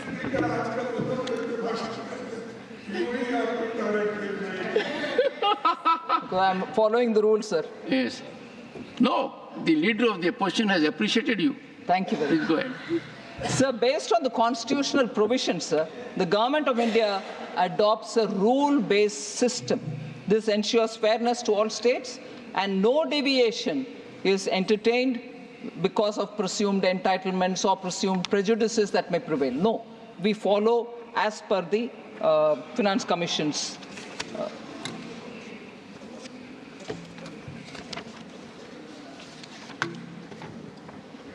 So they're related somewhat to this was this question on tax devolution to states is less than what is recommended by Finance Commission, a point that Sri N.R. Elango from DMK had raised. I'm not sure he's here. And you also have Honorable Member, Senior Member Tiruchi Shiva. I want to take a minute on this one, sir. We've heard members raising this voice that centre does not devolve actually 42% or the 41% post-JNK becoming union territory. I want to clarify on this a bit. Finance Commission, sir, recommends devolution of taxes as a percentage of net proceeds as defined in Article 279 of the Constitution. Net proceeds. Net proceeds is calculated after deducting cesses, surcharges, and cost of collection from the gross tax receipts. So the first matter is gross tax receipt.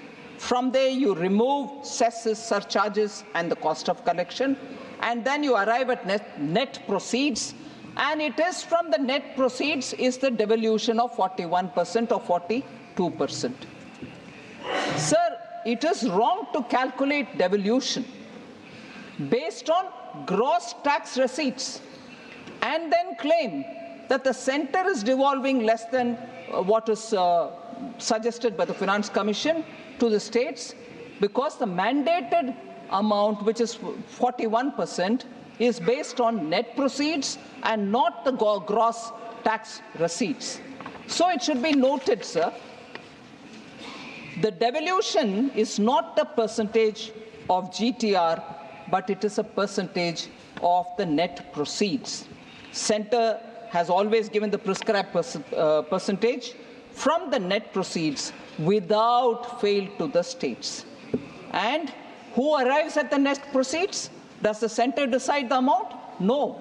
The net proceeds are certified by the CAG.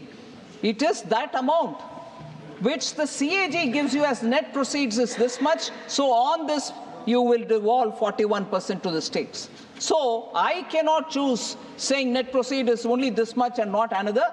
That is done by the CAG. Every year it does. It's not as if it is done 1 year. Net proceeds is decided by the CAG every year. And also, I want to highlight this point because I want to elaborate on that for 1 minute. This is decided by CAG every year. And if there are any dues pending to the states, it is also immediately released. Now, with this said, I want to highlight and draw your attention, Chairman, sir, Deputy Chairman, sir. I want to inform the members that our government has devolved 82,000 crores as a part of the tax devolution after the CAG, after obtaining the CAG certificate in March 22. So what is special about it? I'm claiming that every year I'm giving it in time. So why am I mentioning only this 82,000? Sir, from 1996-97 to 2014, when Prime Minister Modi comes in, between 96 to 2014, there was a due, accumulated due of 82,000 crore on tax devolution, which was not devolved. And no government in between had taken a call on it. We cleared it after the CAG gave the certificate in March 22. 82,000 crores pending from 96. No, you're not giving me 42 as per. You go on a wrong calculation on not net proceeds but on GTR. And also not recognize the fact, भैया 96 से जो pending है उसका भी हम clear कर रहे हैं 22 में. States को कैसे मोदी जी अलग तरीके से डील करते हैं सर? नहीं करते हैं. वो भी चीफ मिनिस्टर रहे हैं, उनको मालूम है स्टेट्स का दिक्कत. हर पैसा हमने समय पर दे रहे हैं और 82,000 करोड़ जो पेंडिंग था फ्रॉम 96 उसको भी हमने ही क्लियर कर दिया.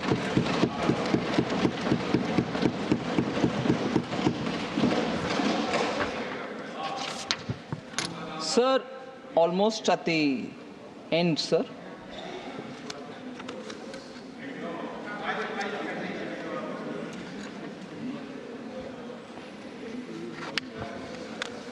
Sir, former finance minister, probably in the concluding stage of his speech, I was also here hearing him, had said, I've got 5 questions for which I want the finance minister to answer.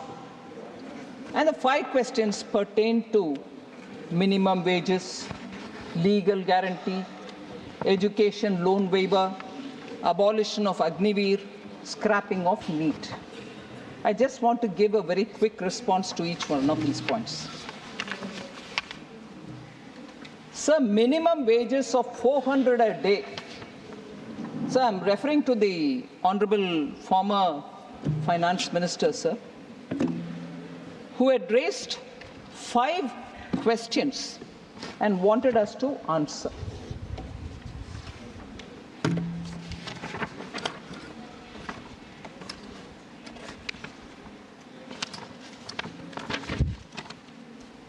Sorry, sir, 1 minute.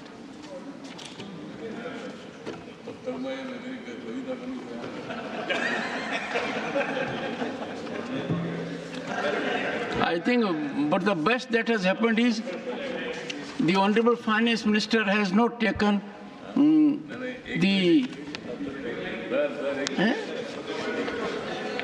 No. So,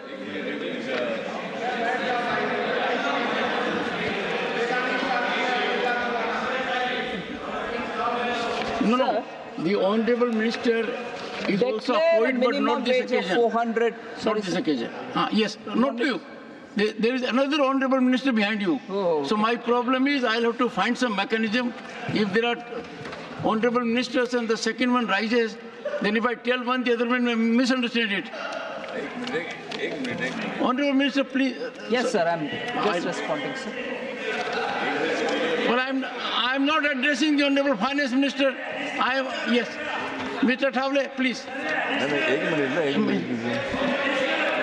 For the चलो कम से कम आपने ऐसी चर्चा तो की जो थोड़ा सी हंसी मजाक की हुई. Otherwise, you are very serious when you make an observation. Sir, he raised 5 questions. Please. Honorable Minister. No, I will not allow. If I had to allow, I would have allowed leader of opposition. I will not allow anyone. He had raised 5 questions, sir, on which he said, why can't 400 rupees be declared as the minimum wages per day? Sir, I think he is talking about Manrega Act and through which declare a minimum wage of 400. I just want to highlight on that presumption that Manrega Act of 2005, sir, Section 6(1) of the Act says, notwithstanding anything contained in the Minimum Wages Act 1948, the central government may, by notification, specify the wage rate for the purposes of the Act. It says that. And says, provided, that's a proviso, provided that different rates of wages may be specified for different areas. I also think because, probably because it was mentioned in the Congress manifesto, I'm a bit hazy on it, but his demand was 400 rupees per day minimum wage. Why won't you want to declare it? So I want to highlight, sir, the Rural Development Ministry, which deals with Manrega, since UPA time, has been declaring the minimum wage, and these are decided based on changes in the CPI-AL, that is Consumer Price Index Agricultural Labor, which reflects inflation in rural areas. It's based on that every year some kind of a notification comes. This has been the practice since 2005 to 2014. Our government has also followed the same principle. I don't know if I can use this saying in the English language. What is sauce for goose is the sauce for gander as well. One is therefore tempted, sir, therefore, to ask the former FM, what prevented the UPA from notifying a uniform wage rate under the Manrega when it was in power? They didn't do it then. But now, if he is quoting the Manrega Act and demanding that Government of India declare 400 rupees as minimum wage, I would want to also highlight, and I'm sure being a legal mind, he would be aware of this nuance. The Minimum Wages Act of 1948 also empowers the states to fix minimum wages with respect to categories, various categories of employment, unskilled employment, and so on. So in the states, minimum wages are again fixed differently for different states.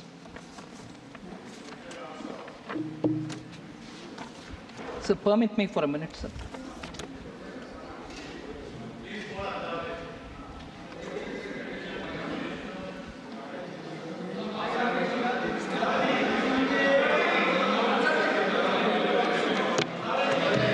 So minimum wages act, sir, are fixed by states for different kind of employments, just as Government of India also fixes minimum wages for railways or the mines or many other things which come under its subject. For example, sir, I'm taking the example of Karnataka.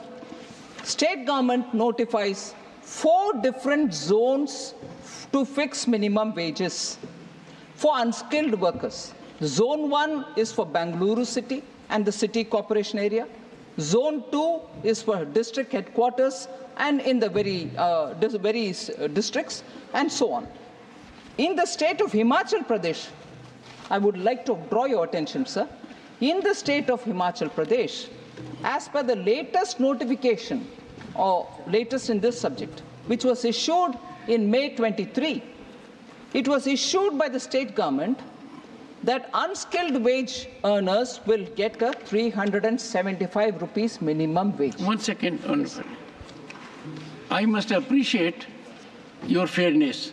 You touch the state of the leader of the opposition, and next you are touching the state of leader of the House. So that even balancing has taken place. And I am privileged to be chairman at a time when this House has presidents of the 2 leading parties in the country, the largest democracy. Honorable Finance Minister.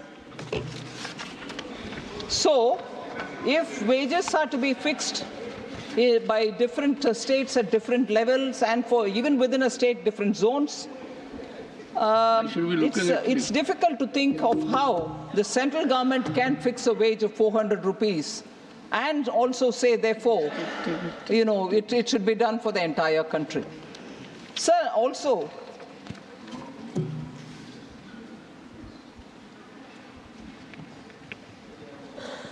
it must have been a slip of the tongue. I don't want to pick on it, but I'm very tempted, sir. In a speech, I think he claimed that he travels 500,000 kilometers by road every month. Must have been 500,000. We can overlook it. This does happen sometimes. If it was wrongly heard, I want I'll tell you, the leader of the House made a mention of 7 crore and he quickly corrected that it was 7 lakhs. So from that we can ignore. All right. So education loans. He had a question to ask on education loans. So we have already announced measures for education loans in this budget for helping our youth who have not been eligible for any benefit under government schemes or policies. We have announced a financial support of 10 lakh for higher education within the country. E-vouchers for this purpose will be given directly to 1 lakh students every year for an annual interest subvention of 3% to the loan amount, of the loan amounts. Sir, he also asked a question about Agniveer scheme.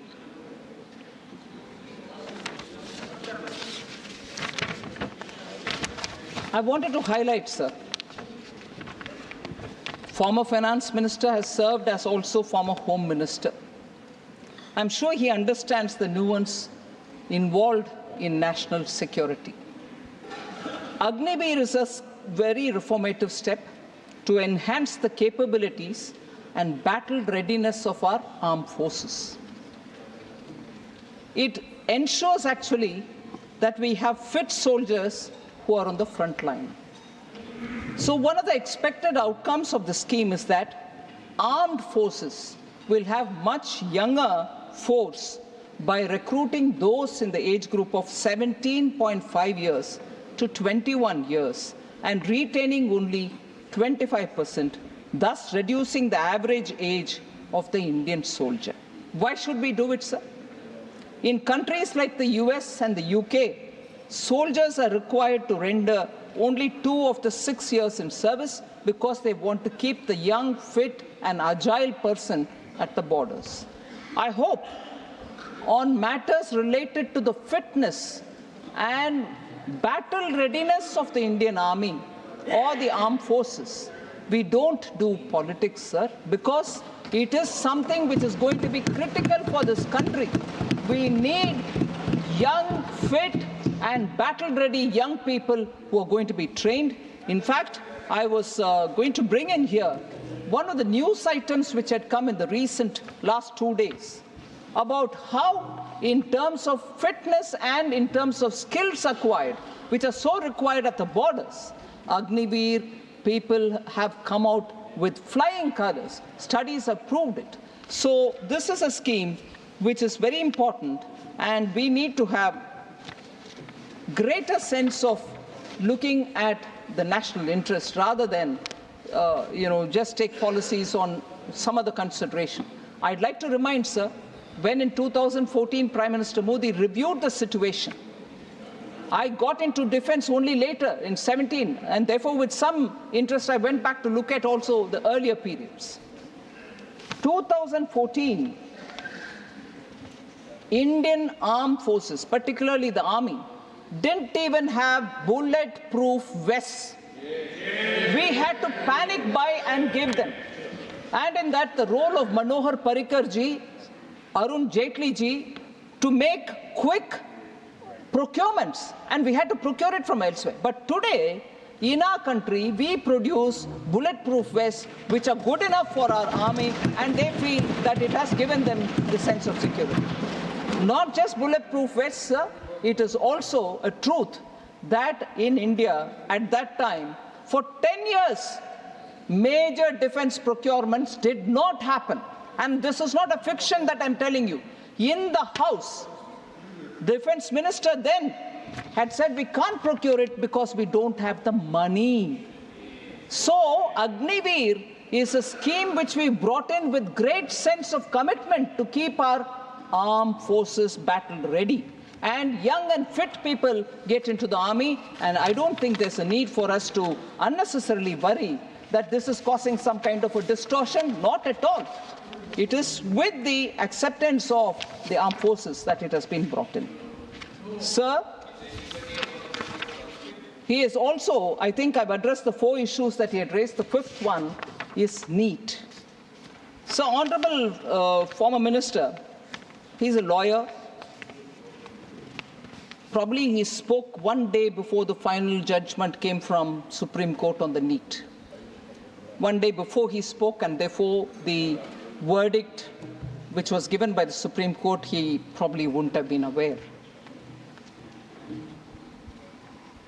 The Supreme Court did not scrap NEET exams. It observed that there is no material at the present stage to indicate any systemic leak.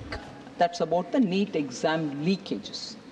But abolition of NEET, I'm afraid to say, was triggered even before the leak issue came up. So I want to highlight some of the features, sir. NEET exam was notified. When was it notified? For the benefit of all our members. When was NEET notified? In 2010, December 2010, with its implementation. Who was leading the implementation at that time? It was led by the then DMK Minister Gandhi Selvan, who served as MOS for Health and Family Welfare as part of the Congress-led UPA 2 government. So it was brought at that time. The Supreme Court, while talking about the NEET, didn't take care of it. Thank you, Mr. Wilson. Thank you. Thank you very much. Please. And that is why it is running even now with the stay. Sir, I want him to not interrupt with misunderstanding. Mr. Wilson. This is undone.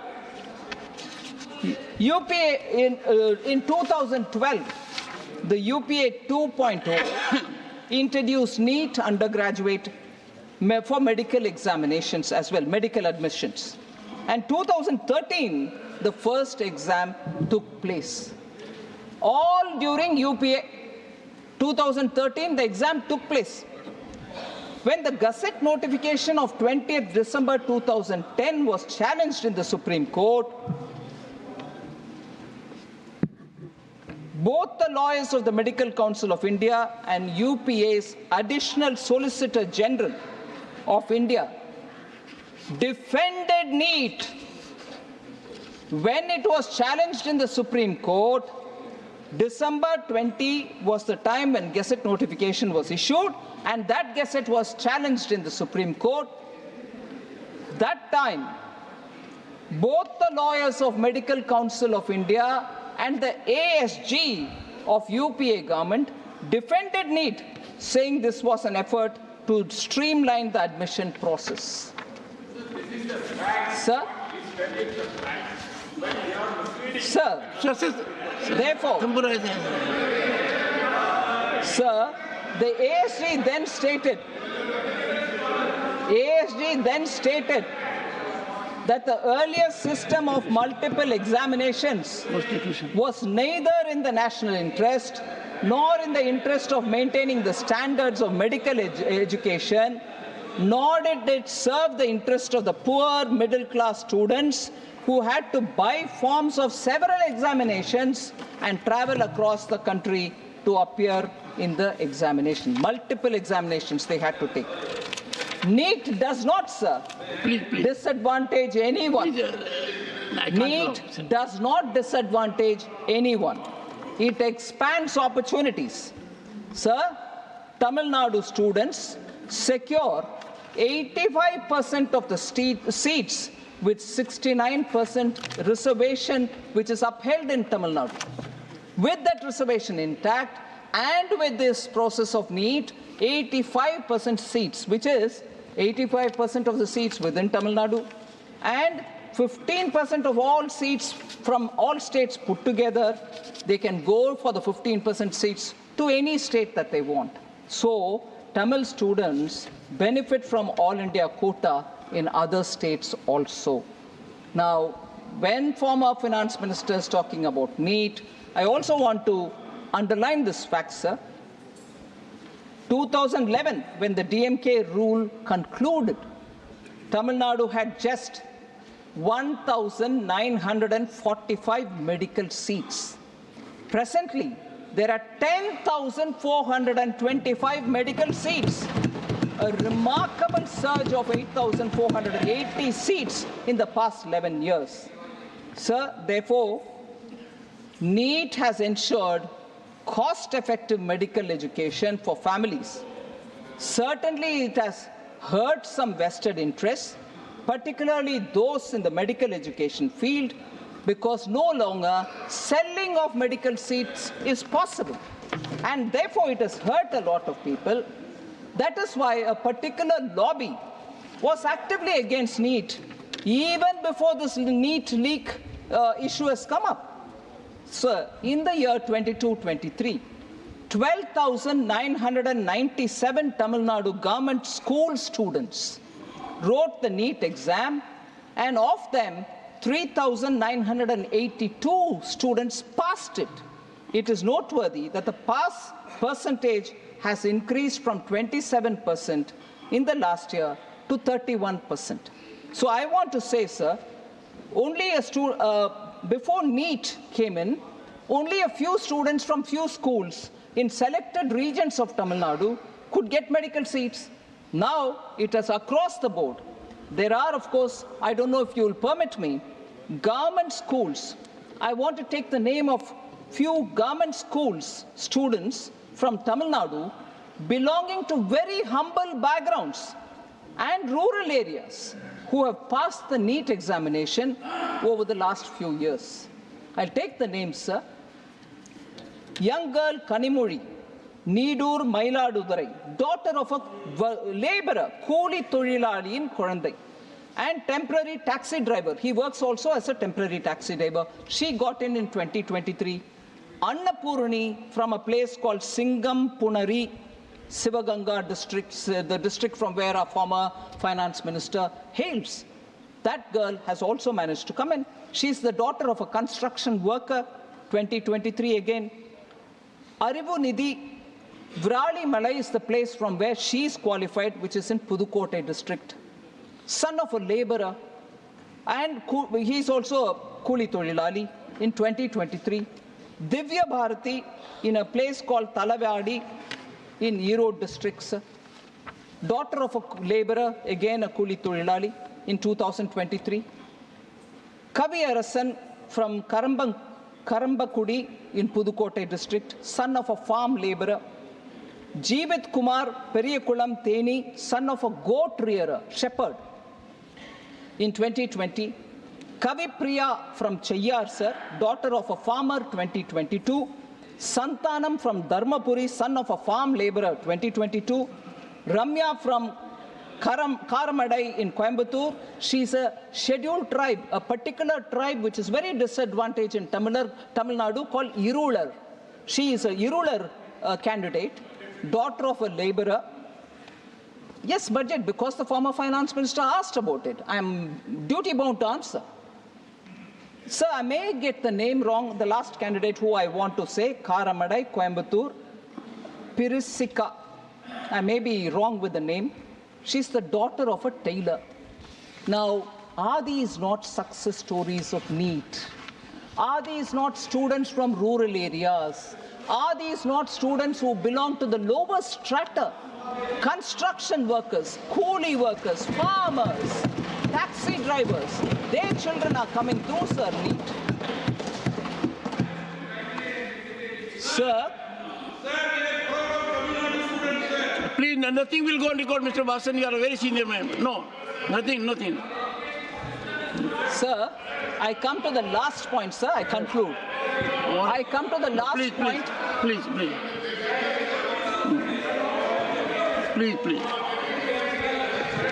No.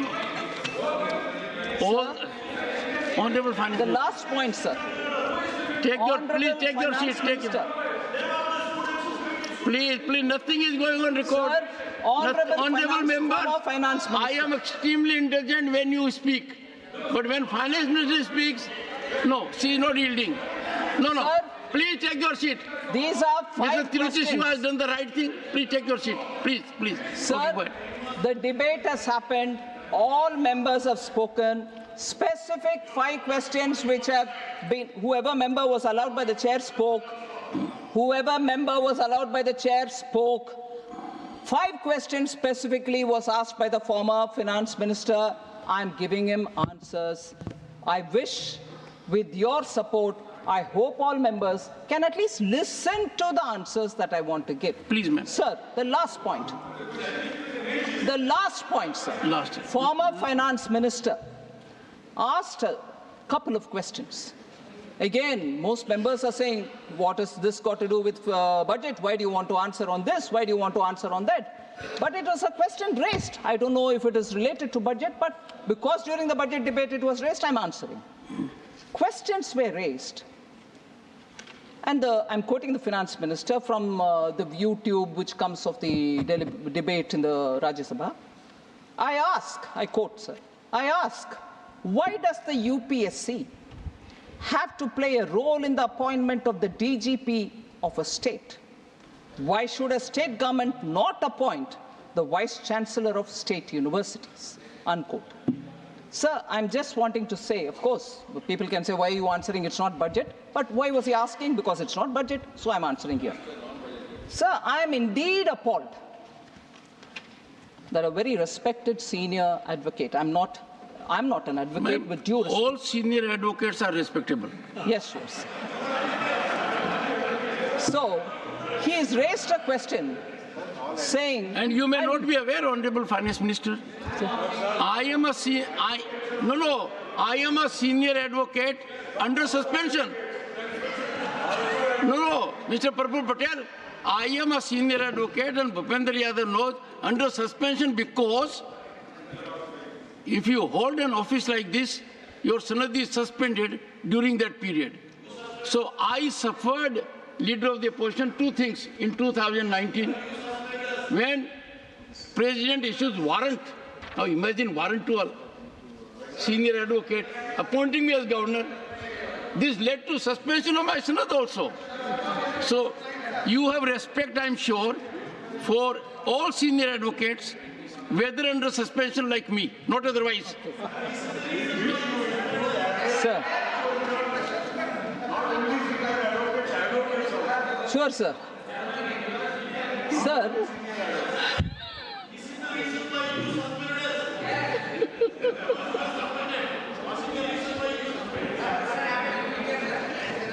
Sir, I'm actually appalled because... No, but the Honorable Finance Minister, former Finance Minister, had raised two very valid questions. Yes, sir. One, why should UPSC... in the appointment of DGP, UPSC should come into picture? And same he said about Vice Chancellors. Yes, sir. So you say you want to respond? I would want to respond. Please go ahead. Sir, Honorable Finance Minister, former Finance Minister, has used this platform of vibrant democracy. I think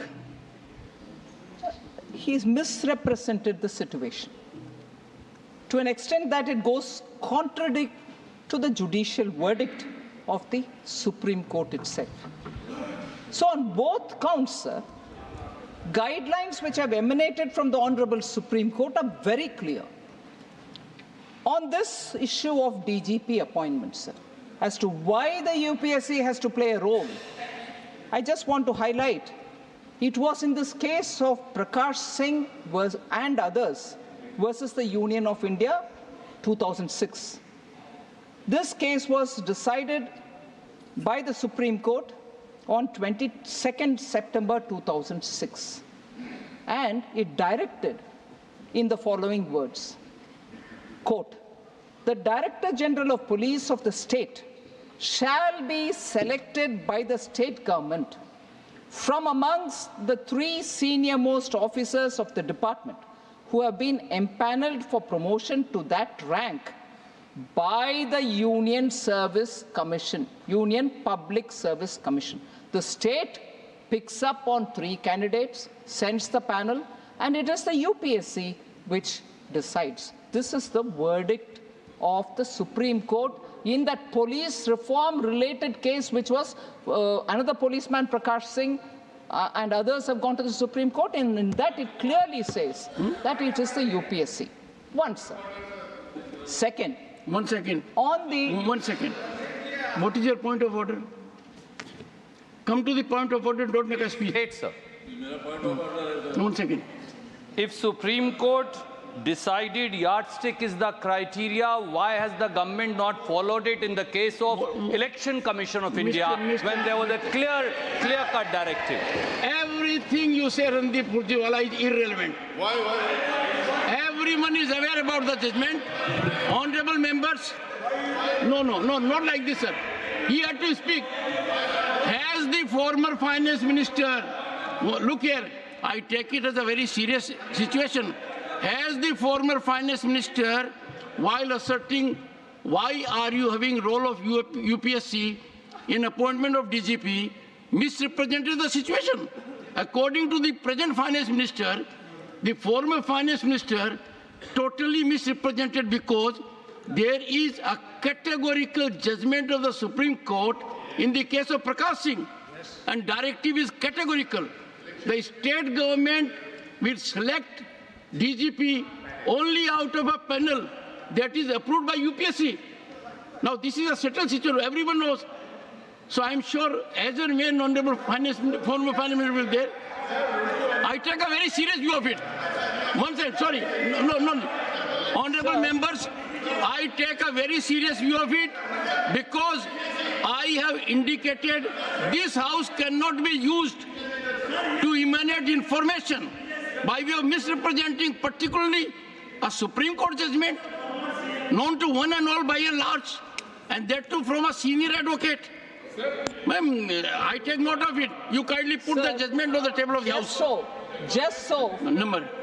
Nothing is going on record. Sir, just so. No, she is not yielding. She is not yielding.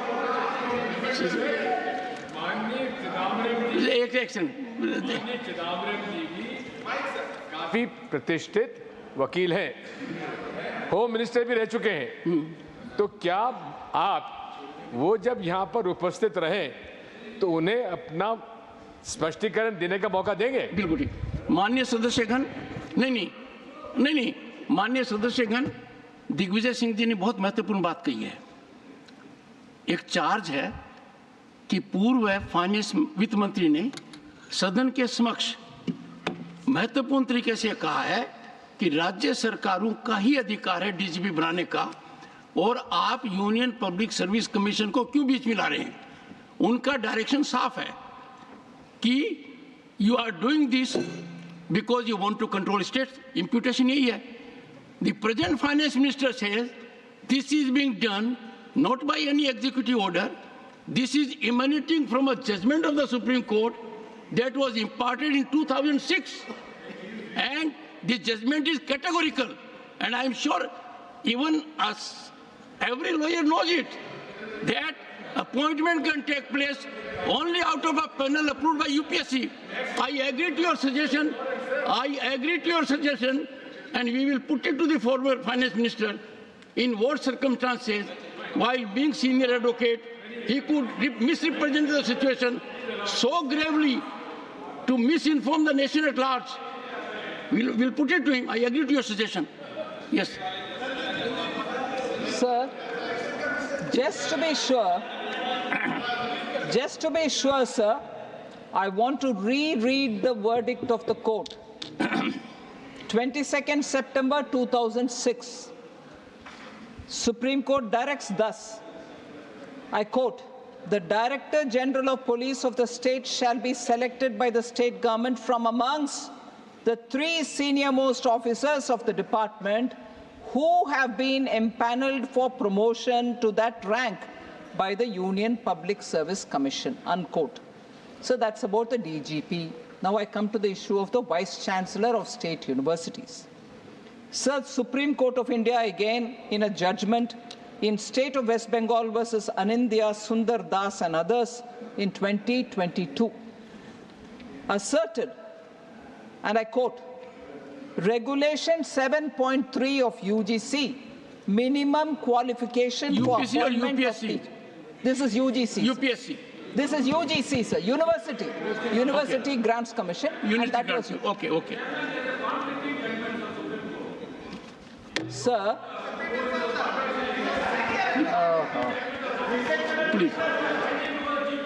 please. Sir, Regulation 7.3 of UGC, minimum qualification for appointment of teachers and other academic staff in university and colleges, and measures for the maintenance of standards in higher education. Regulations 2018. Provides for the minimum qualifications of a VC selection procedure and the appointment procedure. In case of a conflict between the state legislation and the central legislation,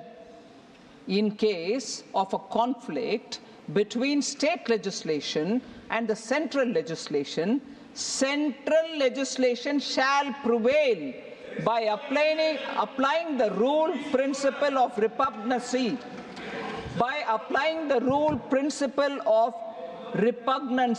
As enunciated in Article 254 of the Constitution. Therefore, any appointment.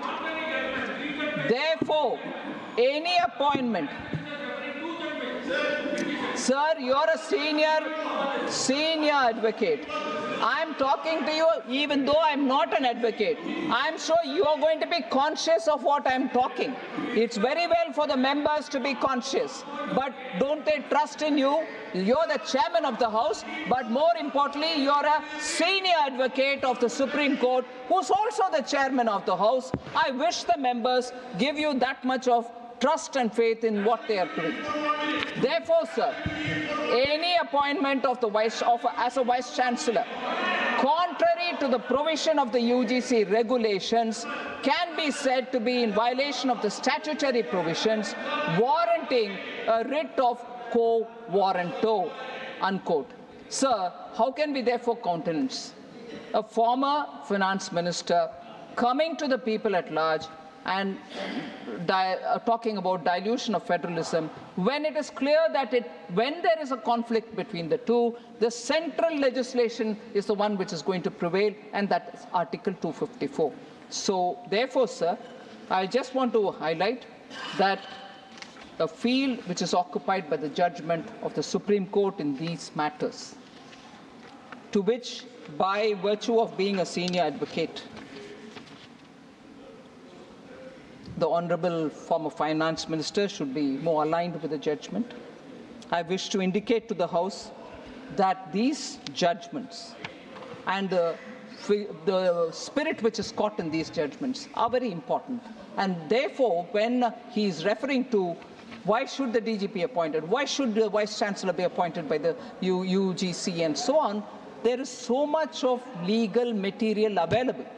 Even if the honourable members are suggesting contradictory judgments are there or judges are reconsidering, all that apart, when even those are taken on board, when it is sub judice even on a different bench, when it is so clearly being legally scrutinized, how can we come here and say, no, it has to be done, why should the state? No, sir. These are matters being taken up, as the Honourable Member Wilson is highlighting. Yes, these are being taken up by the courts. But here to come and assert a final word is amazing. Thank you very much, sir.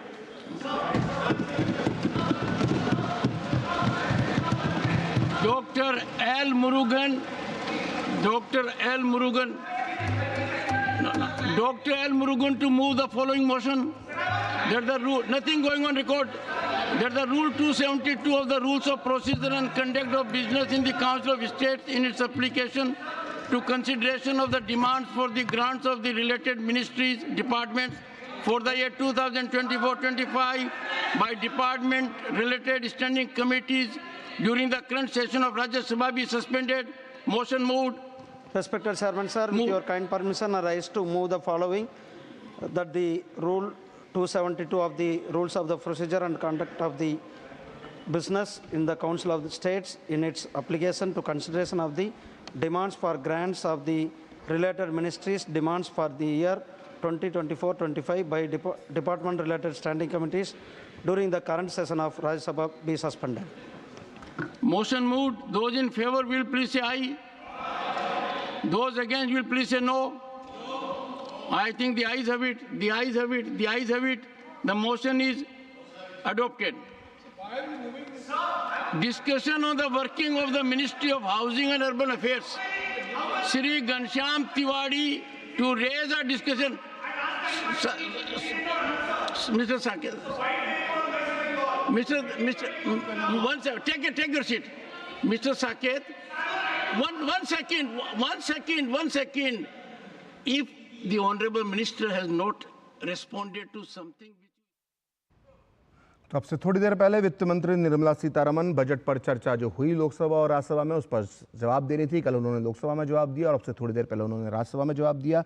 समस्त राज्यों का जिक्र किया, बड़े बड़े राज्यों का जिक्र किया और जो चिंता विपक्ष द्वारा जताई जा रही थी, जो आरोप लगाए जा रहे थे कि राज्यों को उतनी मदद नहीं मिली है जो गैर कांग्रेस शासित राज्य हैं, तो उनका आज ज़ोरदार तरीके से उन्होंने जवाब दिया। निर्मला सीतारमण ने कहा कि बंगाल, तेलंगाना और केरला के लिए पहले से ज़्यादा बजट रखा गया है, वहीं कृषि बजट भी बढ़ाया गया, शिक्षा बजट भी बढ़ाया गया और सबका साथ सबका विकास, इस सोच के साथ 2024-2025 का ये बजट लाया गया है। तो फिलहाल लेते हैं एक छोटा सा ब्रेक और ब्रेक के बाद देखेंगे 5 की पंचायत।